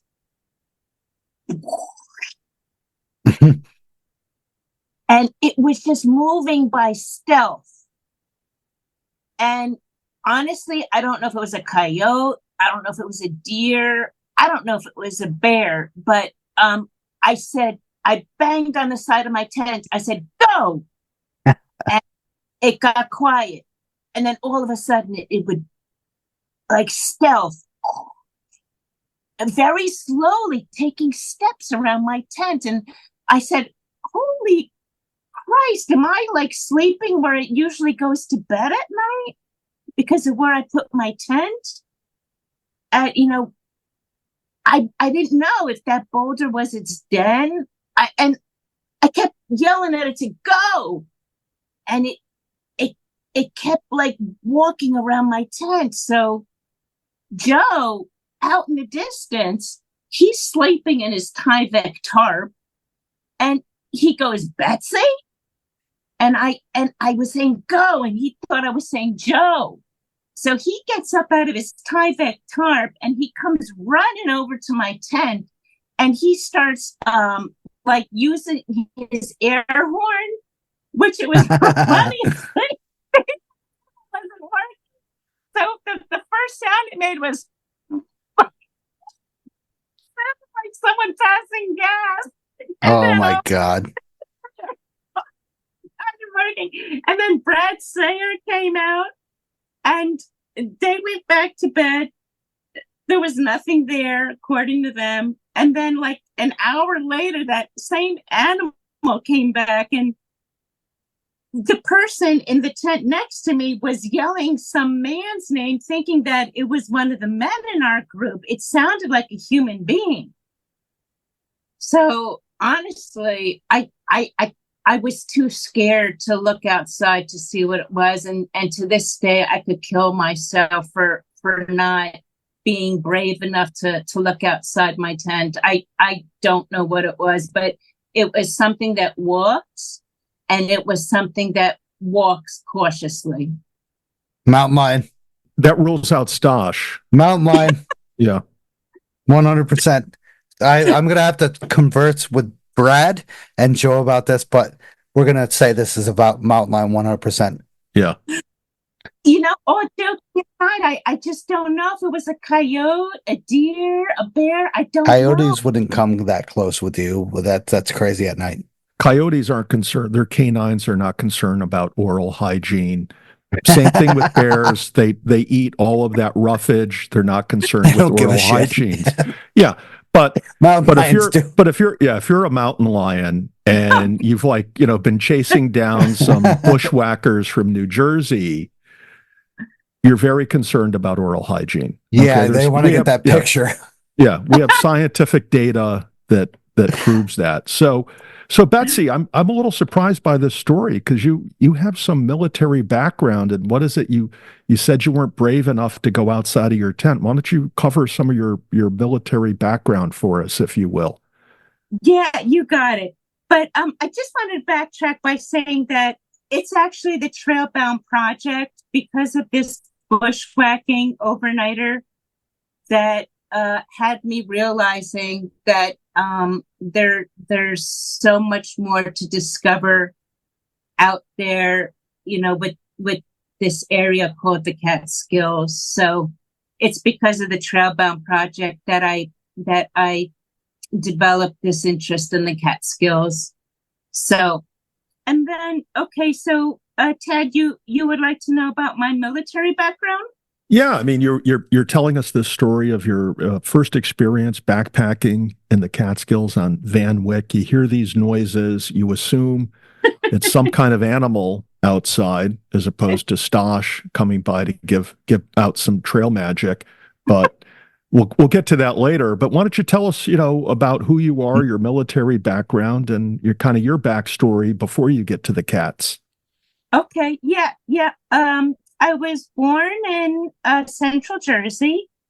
My father joined the U.S. Air Force before we even had one. It was called the U.S. Army Air Corps. And then after the U.S. Army Air Corps had evolved into the U.S. Air Force, my father was sent to school to become an officer. He was enlisted at the time. And after he got his degree in electronics, electrical engineering, he went back into the Air Force as an officer, and he worked on ICBMs, intercontinental ballistic missile systems.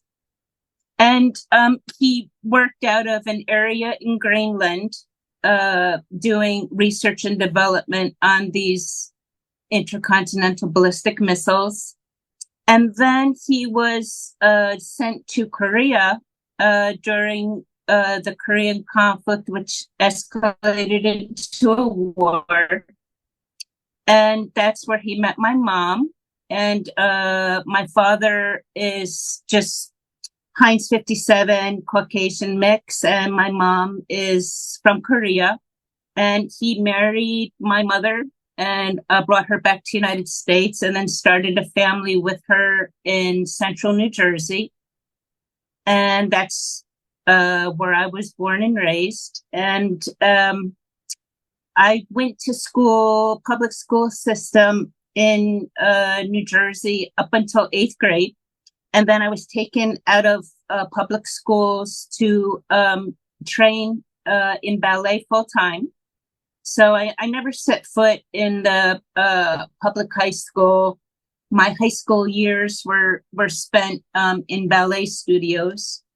And I was actually training at the Joffrey Ballet the same time as Ronnie Jr., Ron Reagan's son, President Reagan's son. He was there at the same time as me. And when I first met him, his dad was a senator, and then in 1980, his dad had been elected president, and that's when things got interesting inside the studios, because Ronnie Jr. had bodyguards inside the studios where he was taking classes. So that made my years in the ballet world interesting, to have the president's son there with us. And he lived across the street from me on 10th Street and 6th Avenue. So that was an interesting time. And then after I had finished with my ballet training, my ballet years, when I turned 21, I decided to do a 180, and I left the theater world and decided to become an American soldier. And what propelled me into the military was kind of like a rebellion. I was dating a man from Greece, young man from Greece. And in the Greek universities, he wasn't accepted. So he had to come all the way to the United States to get his college education. And although this country was able to provide him with that college education, he was always talking poorly about the United States and about Americans. And so instead of proceeding to start a life with him, I decided to leave that relationship and turn my back on him and join the Army instead. Kind of like my FU to him. Nice. Yeah. And when I went into the Army, what they do is they try to discern where your aptitudes lie. So they have different aptitude tests that you have to take. And one of the aptitude tests that they assigned me was called the Defense Language Aptitude Test. And what that does is it discerns supposedly how quickly you can learn a language. And it has absolutely nothing to do with how many languages you already know. What they do for this test is they teach you a language that doesn't exist. So no one has the upper hand whatsoever. And you meet in this classroom, and this Marine, he came in and he taught us all the rules of this fake language, and then you get tested on it. And evidently I did well enough on this test that they had decided that my aptitude lied with foreign languages. So I was given the opportunity to go to the Defense Language Institute in Monterey, California, after boot camp. And I was not able to choose which language I wanted. They assign you your language. And so when I graduated from boot camp, I came down on orders to learn Russian. Oh, wow. So in 86, I went into boot camp, and I started learning Russian 2 months after boot camp ended. And the Russian language course, the basic Russian language course, is 47 weeks, about a year. And it's a very serious situation because during the Cold War, they were sending in every month like 100 new students starting a new class, and every month a new class was starting. And they had a pre-planned attrition, and basically 1/3 of the people going to school were not going to be kept. So if everyone got straight A's, they only kept the 60% that had the best A's. So it was very, very serious matter. And throughout the 47 weeks, every other week, there was another person that you never saw again because they were yanked out of the program. So, and it was quick. You know, the proctor would come into the classroom, remove that person from the class, and then you never saw them again. And so it's a very serious matter to pay attention and to study. Otherwise, if you got washed out of the program, the military was able to assign you whatever job they felt the need to fill. So I didn't want to go from being a Russian language student to being washed out of the program and becoming a truck driver. Mm-hmm.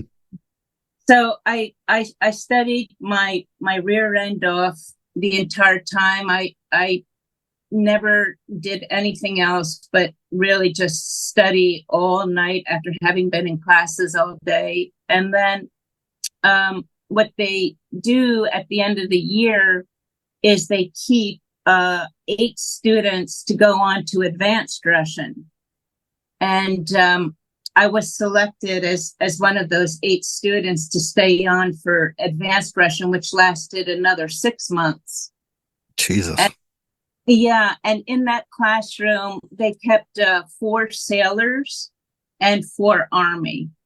So there were three soldiers with me, male soldiers, myself, and then there were four naval enlisted in the classroom, and we stayed on another 6 months.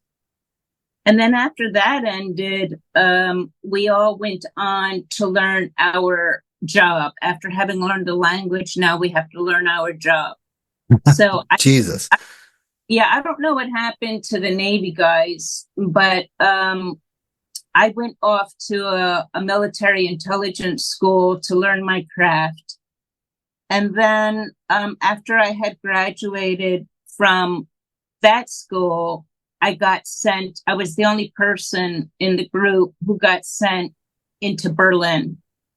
So I was actually utilizing my Russian language skills in Berlin during the Cold War. And wow. Yeah, it was a phenomenal time.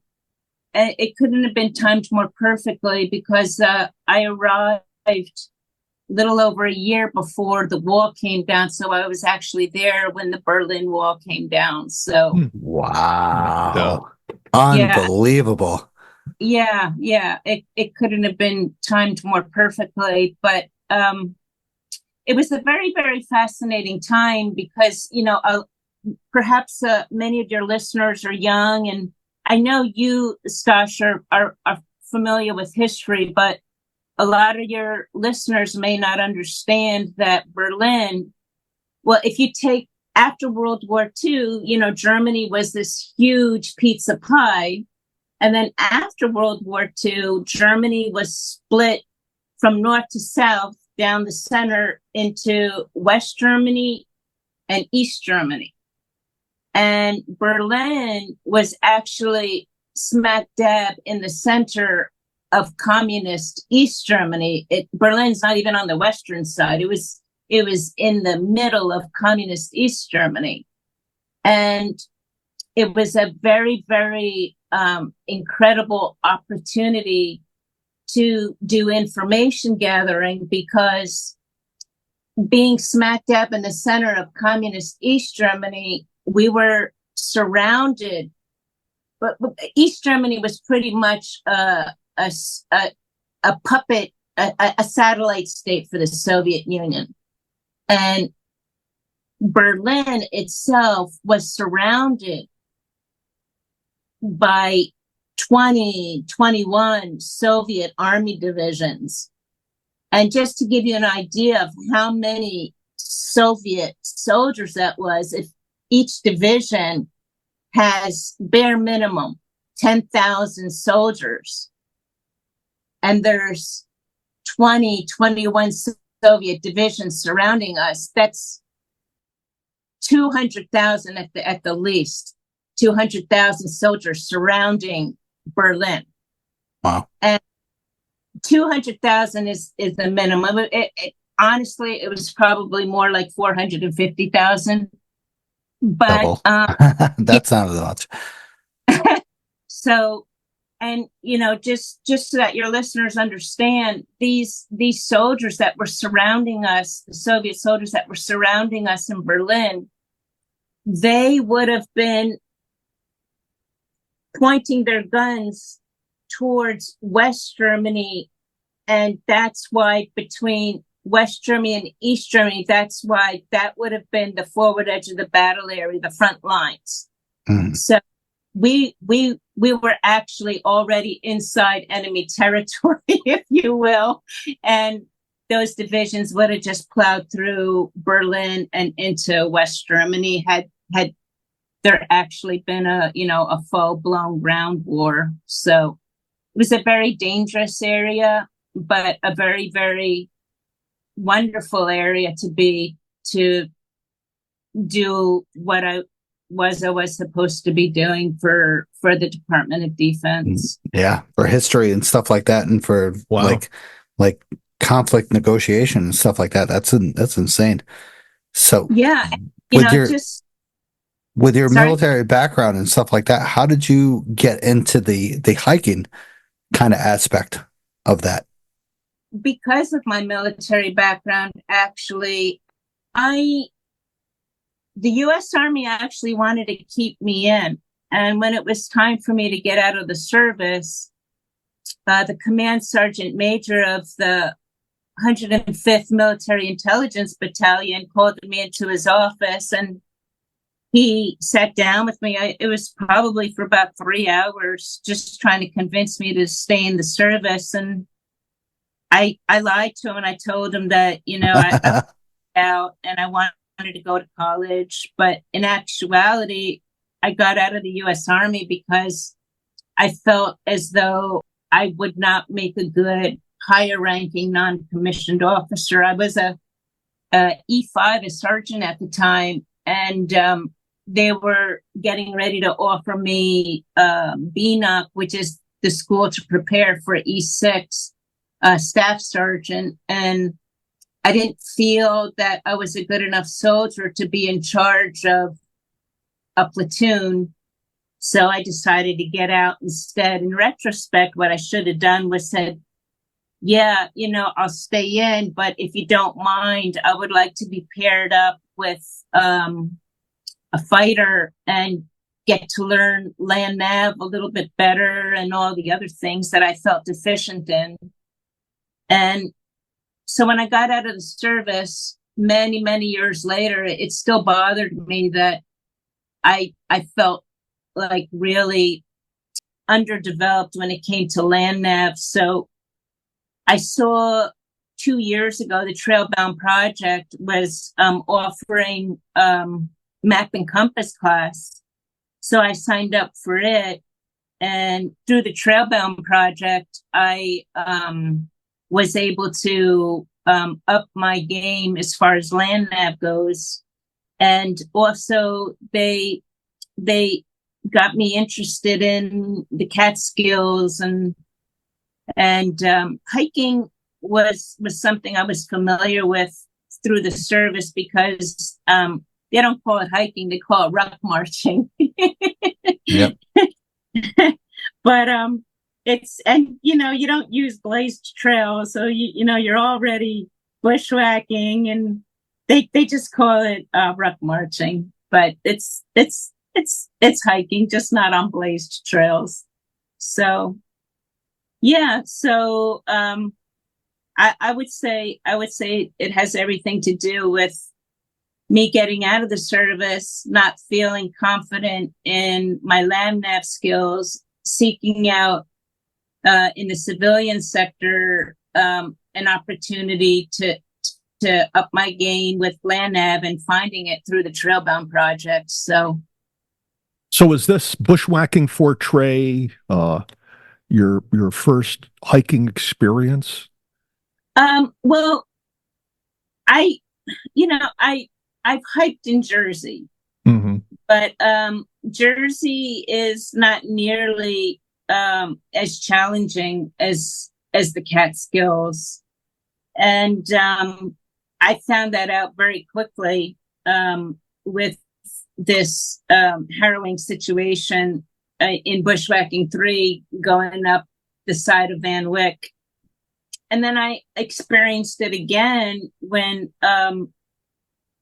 I went to do the escarpment trail with another summit. My actual first high peak was Wyndham High Peak when I set foot on the escarpment trail.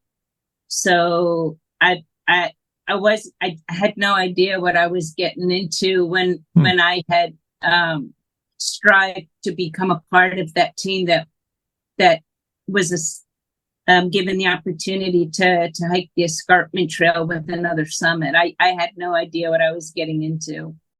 So you talk about another summit there, a sponsor of our podcast. So how did you get involved with them? How did you, of course, you've listened to the podcast. I hope that you got involved with them for our podcast. Yeah, no. And you know what, Stash, I owe that all to you. It was the Trailbound Project that, introduced me to your podcast. And as a matter of fact, it was Scott Fitterman the co-founder of the Trailbound Project, who told me about your podcast. And through your podcast, I had discovered another summit, and especially it was the podcast where you had brought Aaron Leonard and Henry de la Vega together to talk about another summit. And I listened to that particular podcast, and I said to myself, you know what? Let me reach out to them. I mean, I know I'm from Jersey, but who knows? Maybe who knows? So I I applied to become a member of another summit, and lo and behold, they reached out to me like within 24 hours, and they accepted me into the fold, and I was so elated. I was shocked because it happened so very quickly. I mean, they jumped right on it, and that's why I sent you that email letting you know that, my God, I reached out to another summit, and they've pulled me into their fold. And not only have they pulled me into their fold, but I took it a step further, and I signed up for their escarpment trail Thru-Hike, and they're actually going to let me go with them. I mean, they're so accepting though. They were willing to do anything and everything for you guys that, serve for our country and serve for our first responders and stuff like that. And they're so well organized that it blows my mind of how good that they do things, and they do things by the book. They do things with absolute safety and security and stuff like that. It's phenomenal. So you got involved with another summit, and then you started on this backpacking trip. Now, can you talk about the backpacking trip? Yeah, absolutely. Well, first of all, I want to publicly, say that I owe all of this to you. Absolutely.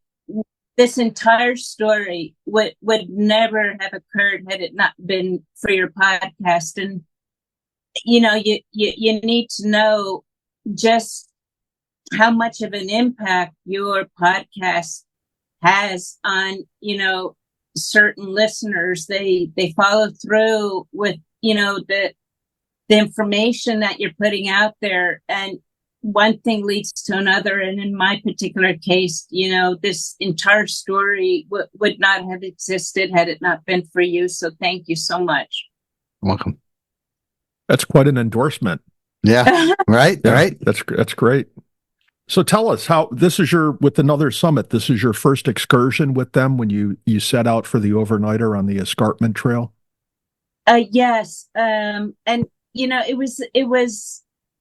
was wonderful because, it had been so many years since I had, left, since I had been in the Army, and I reported for the hike, the escarpment trail Thru-Hike, at about 7:00 in the morning in Beacon, New York. And there were in total 10 of us. The two leaders, it was Aaron Leonard, and he also had Stash, you've met him on your Pemi Loop, and then the presidential hike, Bill Urban. Okay. And so did you guys shuttle over to the escarpment trail to start the hike? Yes. But before we did so, we met in Beacon, and Aaron Leonard, he's a fascinating man. He's a special kind of retired officer because he had, before becoming an officer, he was enlisted. So he was an infantry soldier that went through the ranks of Private 1, Private 2, Private 3, Specialist, Sergeant, a Staff Sergeant, before he left the enlisted to start all over again and become an officer. So he he's been there, done that. He wasn't like someone who graduated from West Point and was made an officer. He went through the trenches and understands how soldiers think, how soldiers behave, and he's a very, very effective leader because of that. And when I got to Beacon at 7:00 in the morning, the day that we were to start the escarpment trail Thru-Hike, it was fascinating because he had us take our backpacks and empty them out, everything, totally empty out our backpack. And then one by one, he called out an item. We had to hold it out and then pack it in the order that he wanted it in our backpacks. And if he did not approve of something, then it would not go into your backpack. And he totally controlled what it is we were going to take with us. So after you went True through leader. that process, yes, after you go through that process, did your pack still weigh about 45 pounds? No, in this particular instance, what another summer did was they had ultralight gear for me. So everything was ultralight, and as opposed to having a 45-pound backpack without water and disposable items, my pack, my basic weight was 6 pounds. Wow. Yeah. Whoa. That's quite a reduction, huh? Oh, quite a reduction. Yeah. Yeah. And so after we went through all of our gear, Aaron Leonard looks up and he stares at me, and he stops talking mid-sentence, and he looks at me and he goes, "Are you wearing earrings?" True. A true backpacker would think of that. I was wearing earrings, but I always wear earrings, you know. I'll be wearing earrings. I'm on my, deathbed. But so I was like, oh God. And then later on, we're pulling out our rain gear, and I pull out a poncho, and he goes, "I told you all not to bring a poncho. Do you have any like rain jacket and rain pants?" And I said, "No, I like my poncho." And he ordered his operations manager to look and see if there was an extra pair of rain pants and a rain jacket. So he was really disturbed that I showed up with a poncho, and I was like, oh God, I'm turning into this guy's best friend real quickly. So what was the overall plan? It was what, 2 nights, 3 days? Yeah. Yes. And so the first day, after that entire situation, we did the shuttle like you said, and we started our hike on the northwest, and then we worked our way on the Blue Trail to Wyndham High Peak, and then we came off Wyndham High Peak, and then we backpacked down to Batavia Lean-To. Yep, Batavia Kill Lean-To. Batavia Kill Lean-To, yeah. And we spent the night there. And that night, I felt like this weird pain in the lateral portion of my knee. And, Aaron said, how are you feeling? And I said, I feel great, except, I got this weird pain in my knee. And he stopped and he looked at me and he said real serious, he goes, "What kind of pain?" And I was taken aback that, he asked me in such a way. And I just tried to explain it to him, but I was trying to just play it off. And he didn't say anything. He just he took that information in, and then he walked away. And then the next morning, it felt much better. And we started hiking out of the Batavia area. to do the approach for Blackhead. And Difficult approach. One of the most difficult approaches in the Catskills. yeah, and the pain came back. By the time we had summited Blackhead, my knee was hurting quite a bit. And I guess Aaron Leonard noticed that. He's very, very quiet, but very, very attentive. And I noticed what he did. He repositioned us. We had initially Bill Urban at the front. And then once we had summited Blackhead, he changed the position of the people in the lineup, and he put 3 people in the front, me being one of them. And interestingly enough, he hiked right behind me. And I didn't realize he did that to assess the 3 of us, but that's why he positioned us in such a way. And he kept an eye from behind on our performance. And I was in such excruciating pain, and I guess he was able to pick up on it. I'm not really quite sure how he was able to figure it out, but we got down to the water hole after Arizona. So we had summited Blackhead, we went down Blackhead, and then we summited Arizona, went down Arizona, and then there's a water hole there after Arizona near Dutcher Notch. Mm-hmm. And we went there to get water, and Aaron, he stayed a little bit behind with Bill Urban and a couple of other guys in the group, and was talking to them. And then later on, all 4 of those guys came to where we were getting ready to go get water.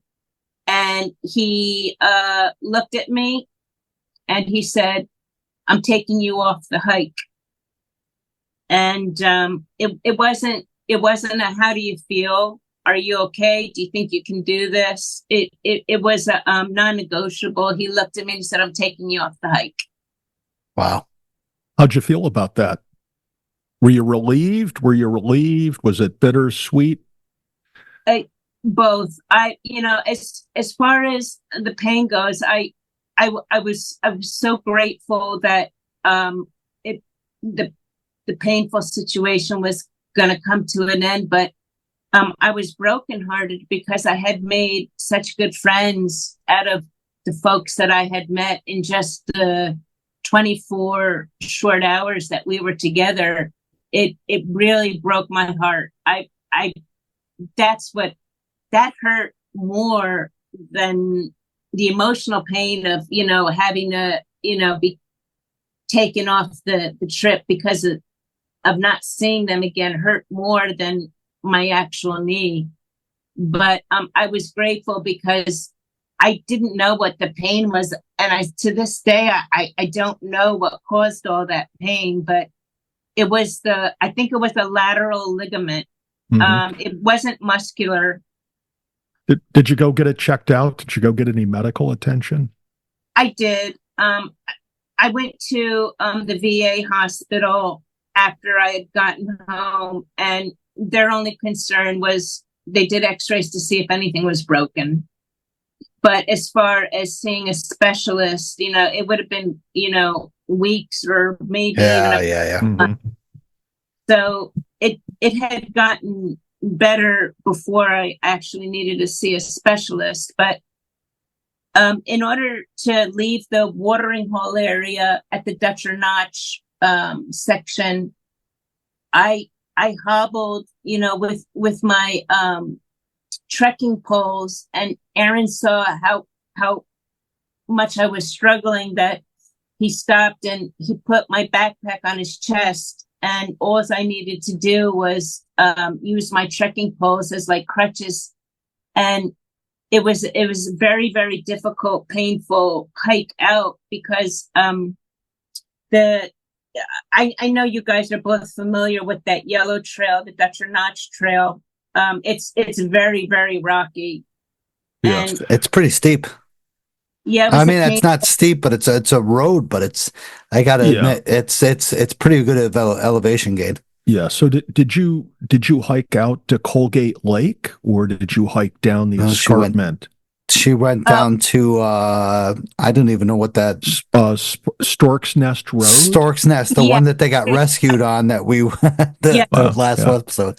So that's where they wow, geez, that's like relentlessly It's a steep. haul. Yeah, it's a beautiful road, but yeah, it's just like a constant steep pitch down.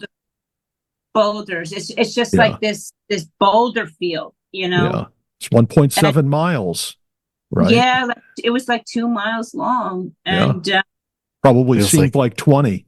Yeah. it did. It really did. But Yeah. I was very, very grateful to Aaron Mhm. because he wore my backpack on his chest, and he was he's such a sharp man. I mean, He is. Yeah. I didn't have to say anything, and he's just so astute, so aware, so awake. He's incredible. He sounds like me. Yeah, right. So you get Pat's down. like, I gotta yeah. be the summit. Let's go, let's go, let's go. Yeah. That's me. I'm like the drill sergeant. So you get down Dutcher's Notch Trail. You get to Stork's Nest Road. What happens? Is there somebody there waiting for you? How do you get out of there? Yes, evidently part of the time that Aaron was away from the group with the 4 other guys, he was also making calls to his wife. So he called up his wife and he asked her to meet him at Stork's Nest Road Trailhead. Wow.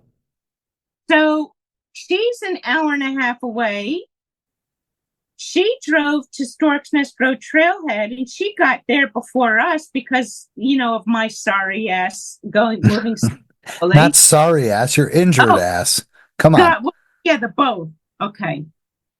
So she was there waiting for us. She picked up Aaron, took him to where the van was left, and then she proceeded to go home. Aaron got in the van and then picked us up at Stork's Nest Road and drove us back to Beacon. Wow. So who's in the group of us? You and some other group members? Yeah, there was a woman who was on the hike also. She decided that she wanted to bail also. It's a tough hike. A spark. Everybody thinks of the Devil's Path and stuff like that, but the escarpment is a tough hike. They don't realize that. Well, there was a lot I didn't realize because I had never even done a high peak until I had summited Wyndham. So, like I said, my only knowledge of the Catskills was when I had tried to climb Van Wyck during Bushwhacking 3. You freaking started out in the shit of the shit, my God. Jesus. Thanks to the fellow who organized that hike. What was his name again? Something Russin. Yes. We don't even say his name anymore on this show. I'm going to reach out to Trailbound Project, be like, do not mention my name in any of this, by the way. Yeah. By the way, Betsy, when you're done with the podcast, we're going to hook you up with our attorneys in terms of do we hike more and how? And I think you have a legal claim. Okay. So Aaron comes back with the van. He takes you and the other hiker where, to the Beacon train station or to? No, we left our own vehicles there in Beacon. Mm-hmm. So I just got in my vehicle and I drove myself home. And the young lady who decided to bail, she drove herself. She was from Pennsylvania. Gotcha. Drove herself back to Pennsylvania. Mm-hmm. So is this your right or left leg? It was my left leg. Yeah. So driving the car wasn't that difficult.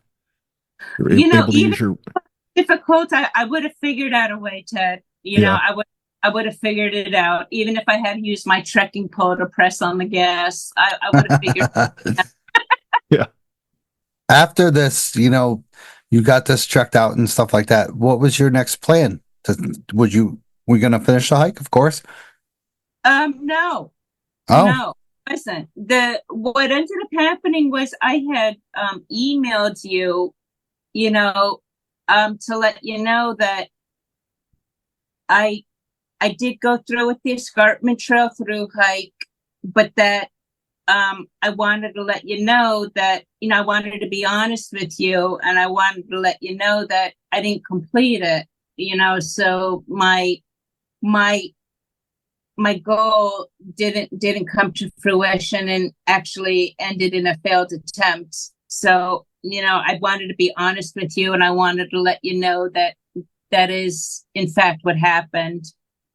And I explained the entire story to you that, we've talked about here. And you came back to me with an email saying, wow, this is fascinating. Perhaps, this is material for a podcast, question mark. And if you remember, it took me like 3 weeks to respond to your email.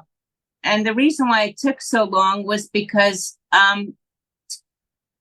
I felt bothered, and I didn't understand my feelings. I didn't know why I was bothered about making a podcast about this story. And then it dawned on me that I didn't want a podcast about a failed attempt, and I didn't want it to end there. And I figured, yeah, you know what? I do want to do the podcast, but only after being able to say that I completed it. So I got back to you, and I explained that, yeah, I would be interested in doing the podcast, but not now, only after I'm able to say that I completed the escarpment trail. So from there, I decided that I did want to do this podcast, but that I would have to complete the escarpment trail. So I wanted to complete the escarpment trail with others, but that if no one was willing to go, that, I would complete it alone. Did that happen? Did you get a group together, and how did that work out? I emailed the group that did do the escarpment trail, and I didn't think I would have any luck because they were all, probably fed up with the escarpment trail and would never want to do it again. Because the second half, to my knowledge, was kind of like Stash's experience on the Pemi Loop with all that horrendous rain. So I did send an email out. I did let them know that, my intention was to, complete the second half of the escarpment trail. And I didn't get any takers. So I figured, okay, well, I'm probably going to be doing this on my own. And, there's a lot of like alpha types that were on the hike. So I told them, I said that, I would even wear this big ass Dolly Parton, fuck off wig, as blonde wig if, I would have had more takers in the event that I was just like this, bodacious blonde with a guitar figure, that I would use a blonde wig for my headgear if that made them any happier.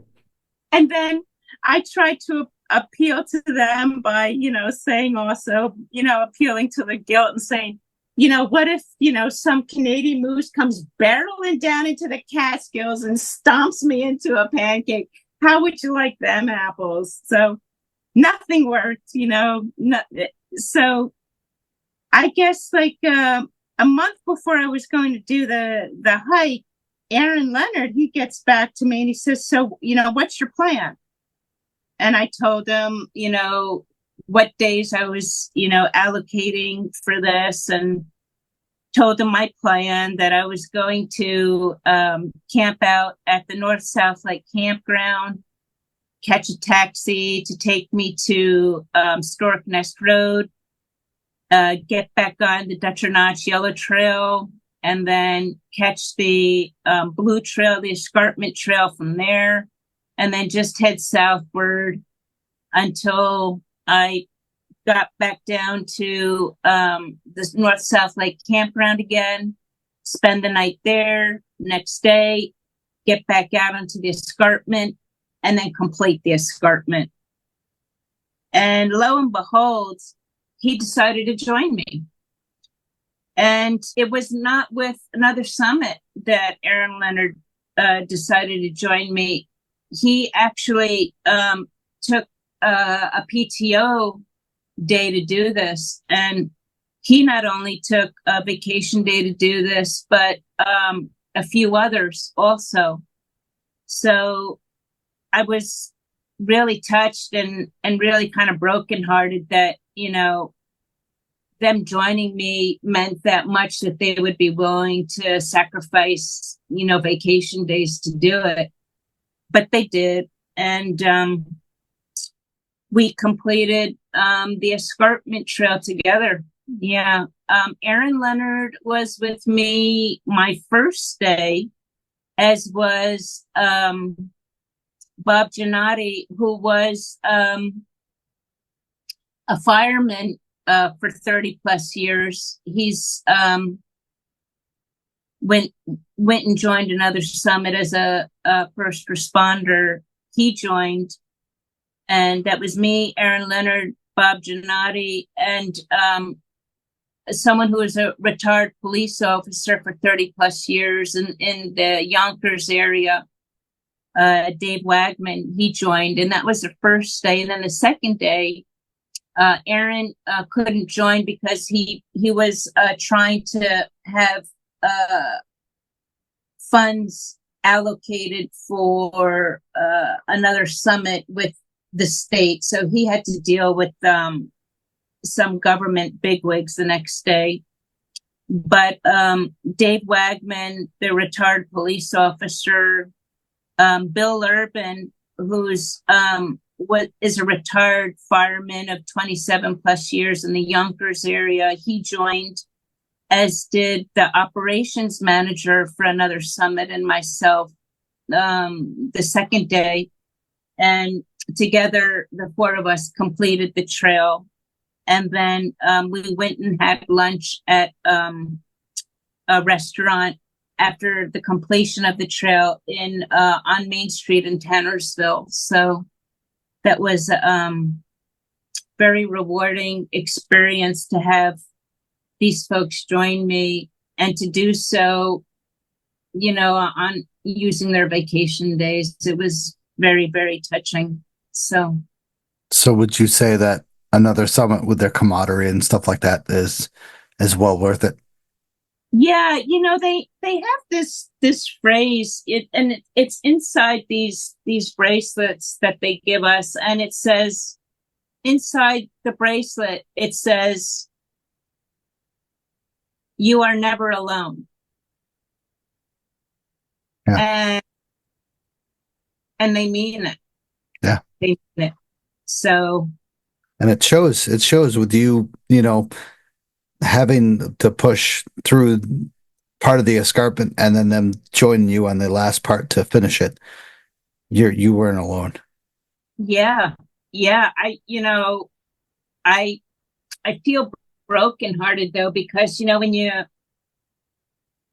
you have like folks like that who are just so golden, it almost hurts, if that makes any sense. It almost makes you feel bad, so I feel definitely forever in debt, to you, to them. It's a comforting feeling, but it's also kind of a painful feeling to have, people that are really that golden, if that, I don't know, does that make any sense? It does. When people are so good that it hurts. It does. I gotta agree that, with, another summit and stuff like that, when I've hooked up with them for my Pemmon Loop and my presidential range, that it hurts so much that these people are willing to do that much to make you feel out there and at another level that they will do all this for you and for your mindfulness to get you out of where you are, to get you to that place of where you can feel comfort and stuff like that. You know, it's a whole nother. You're right. It's just you can't explain it. And for Aaron to notice that you are in the way that you are to get you out of the hike, but then to join you to finish the hike. I mean, that long pause right there was like, how the hell do you explain that? Like, it's amazing. Like, Tad, what do you got to say? It's amazing, right? Oh, I don't want to spoil your heartfelt moment with my sarcasm, so I'm trying to keep quiet on this Trust one. me, Aaron would love it. Aaron's Yeah. one of those kind of guys, though. Yeah. So let me ask you, Betsy, the second time around, do you have any knee pain? Was the knee up to No, one?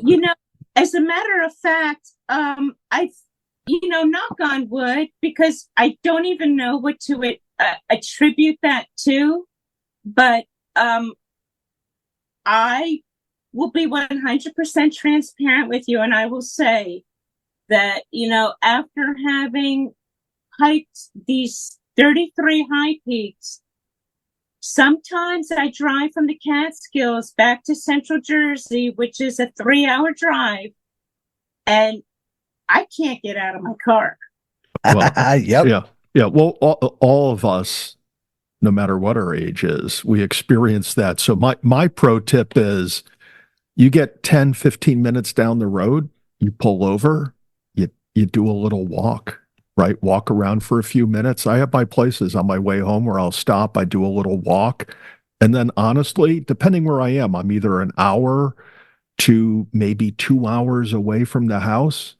I'll do the second stop, because if you sit in your car for that whole drive home, it's like your body, it's like you're made out of cement, and you get in the car and you're like liquefied cement, but slowly on the way home, you're just freezing up into cement, like a Yes. sculpture. And you get out of the car and like my neighbors, I know they know that I go hiking on Saturdays, and I have to think that when they see me get out of my car Saturday afternoon after a hike, they're like, you. yeah, they're like, there's no fucking way that guy went hiking today. I wonder what he was off doing. He wasn't hiking like that, because you feel like you just want to fall over, Stop. Yeah. I used the method that I used back in little school and stuff. Stop, drop, and roll. I seriously stop, get out of the car, drop, and roll. And I'm just like, oh, That's a little too extreme for me. I'm not. You do that along the side of the interstate? Stop, drop, and roll. I don't have interstates to go, baby. Yeah. I go all awesome. 23C, 23A. Oh, it's awesome. Yeah. I get that luxury. Most of my rides to and fro are on back roads. So, Betsy, you finish up with the part 2 of the escarpment with some backpacking, and then you go on to knock off. It would have been 31 more of the high peaks. How did that go for you? No knee pain? Did you have a good time doing it? I was very careful, because once you come out of an injury like that, you're very skeptical as far as your capabilities go. And, I had discovered that, these high peaks are no joke. And I was very ginger initially, and I was concerned, but little by little, I gained the confidence that I needed to actually do different traverses. And I actually built myself up in a very, very short amount of time to actually bang out the 6. So in a very, very short amount of time, I went from injured and having to be taken off the escarpment trail to being able to hike the 6. And, impressive. Yeah.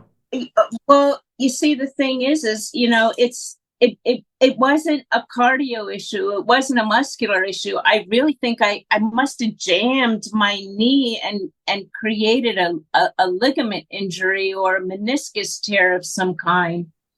because I haven't had that injury since, nor have I experienced any other injuries while doing the peaks. But Tad had said something very, very important 2 podcasts ago. He was saying that, in the Catskills, the hikes are what you make it, depending on, what speed you hike at. And that is so true, because I can honestly say that if I'm in a situation where I can control the pace at which I'm going, it can be a much more joyful hike than, say, if I'm going at a moderate to fast pace, 2+ miles per hour. That is a hard hike for me if I'm doing 2+ miles per hour going moderate to fast pace. But if I'm going at a slow to moderate pace, it's actually a very joyful experience. Yeah. And Correct. I honestly, when I did the Burroughs Range, it was at a very, very slow to moderate pace, and I had such a joyful experience. It was so much fun. I really enjoyed the Burroughs Range. Yeah. Well, I'm a proponent of hike your own hike. Go the pace that gets out of your forest experience what you want. I mean, some people want that deep burn, cardio, anaerobic, go hard, hammer down the whole way. And then there's people that like to, throttle it back and, take in the surroundings more, notice some of the more smaller and more obscure things along the trail. And, you can vary it and just enjoy yourself. And I've noticed a lot of times when I do these group hikes, or I'll go out with one person or another person, and they just start off making a whole bunch of excuses about there not being a fast hiker. And I just think that's a byproduct of people putting too much emphasis on, I did the 6 in under X hours. Mm-hmm. Well, I'll tell you, there's times when I've done the 6, I get between Balsam Cap and Rocky, I just wander around. Some people do that traverse and go the same way. They go the same way every time. You go around Rocky to the east. You see some really, really, really interesting rock outcrops, rock formations. The forest changes. Same thing. When you get to Lone is very interesting when you go again to the eastern side. But some people go out there and they just, they bang out the 6, they bang out the 9, and that's good for them because that's what they want to do. Yeah. And then, other people are into other things. So don't, my message to anyone and everyone is just get out there and do what you want so long as you leave no trace. Yeah. Right. And just enjoy your hike and have fun. So Betsy, what's next on the horizon? You got to get out there this winter, do those 4, right? Yeah. What should we do as podcast hosts to help you and others like you feel more comfortable with winter hiking in the Catskills? Oh gosh. I think, with you two as experienced hikers, for the less experienced hikers is just like pro tips on how to manage, body temperature. And in my particular case, different tricks for, keeping my, extremities warm. But yeah, Nice. Pro tips, any type of information that you could give us to help us, protect us from the elements while out there in the dead of winter, would be wonderful. Nice. What about like post-hike brews and bites? Where'd you go after your escarpment hike? The first day, we went to a restaurant, a Mexican restaurant on Main Street called Pancho Villas. Good stuff. Have you been there? I have. That was actually, I went there after my 100th episode. Okay. Okay. Phenomenal.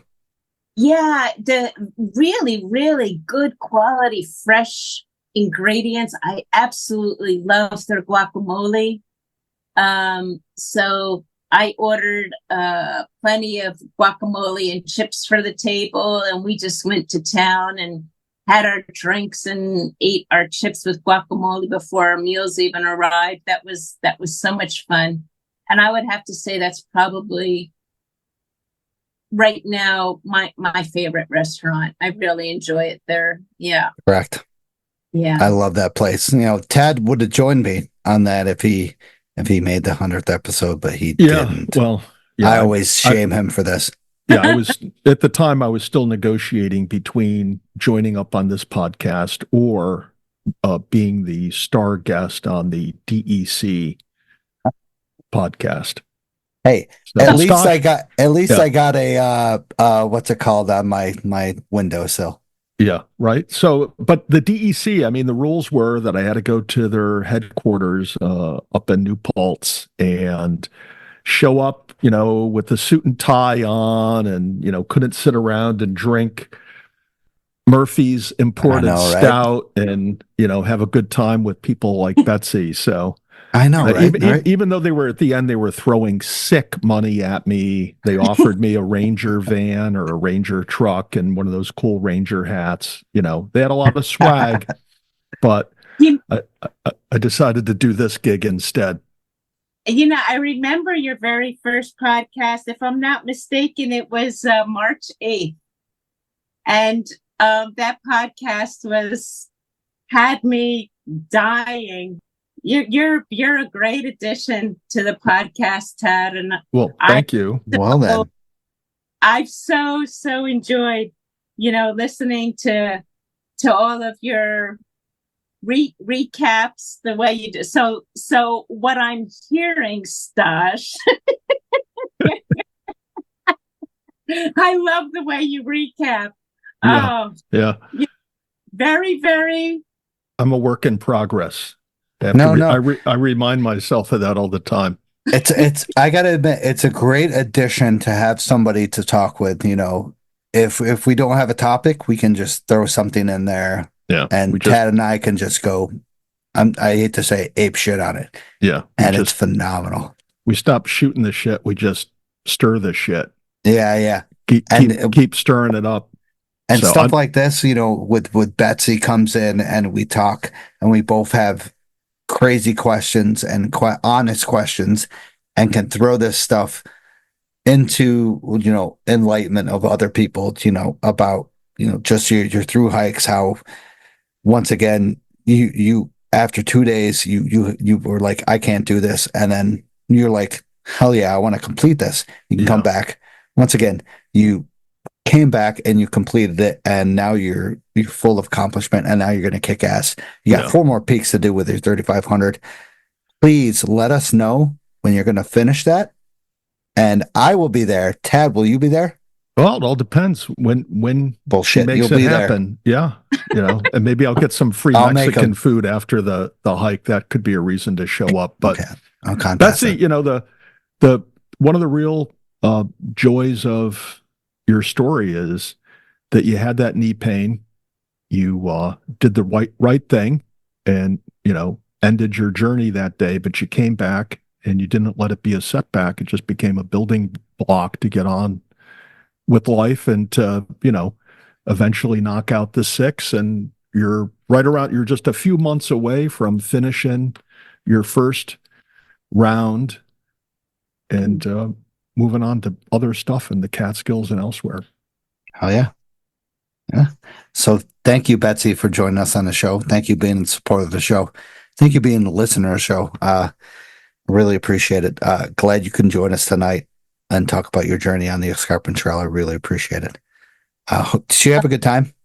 I had an awesome time, and you know, I'm the one that needs to thank you for, first and foremost, you know, doing this podcast, and secondly, you know, I feel truly honored because it is the only podcast that I listen to, and I feel truly honored that you would invite me on as a guest, and I'm touched, and thank you, Stash.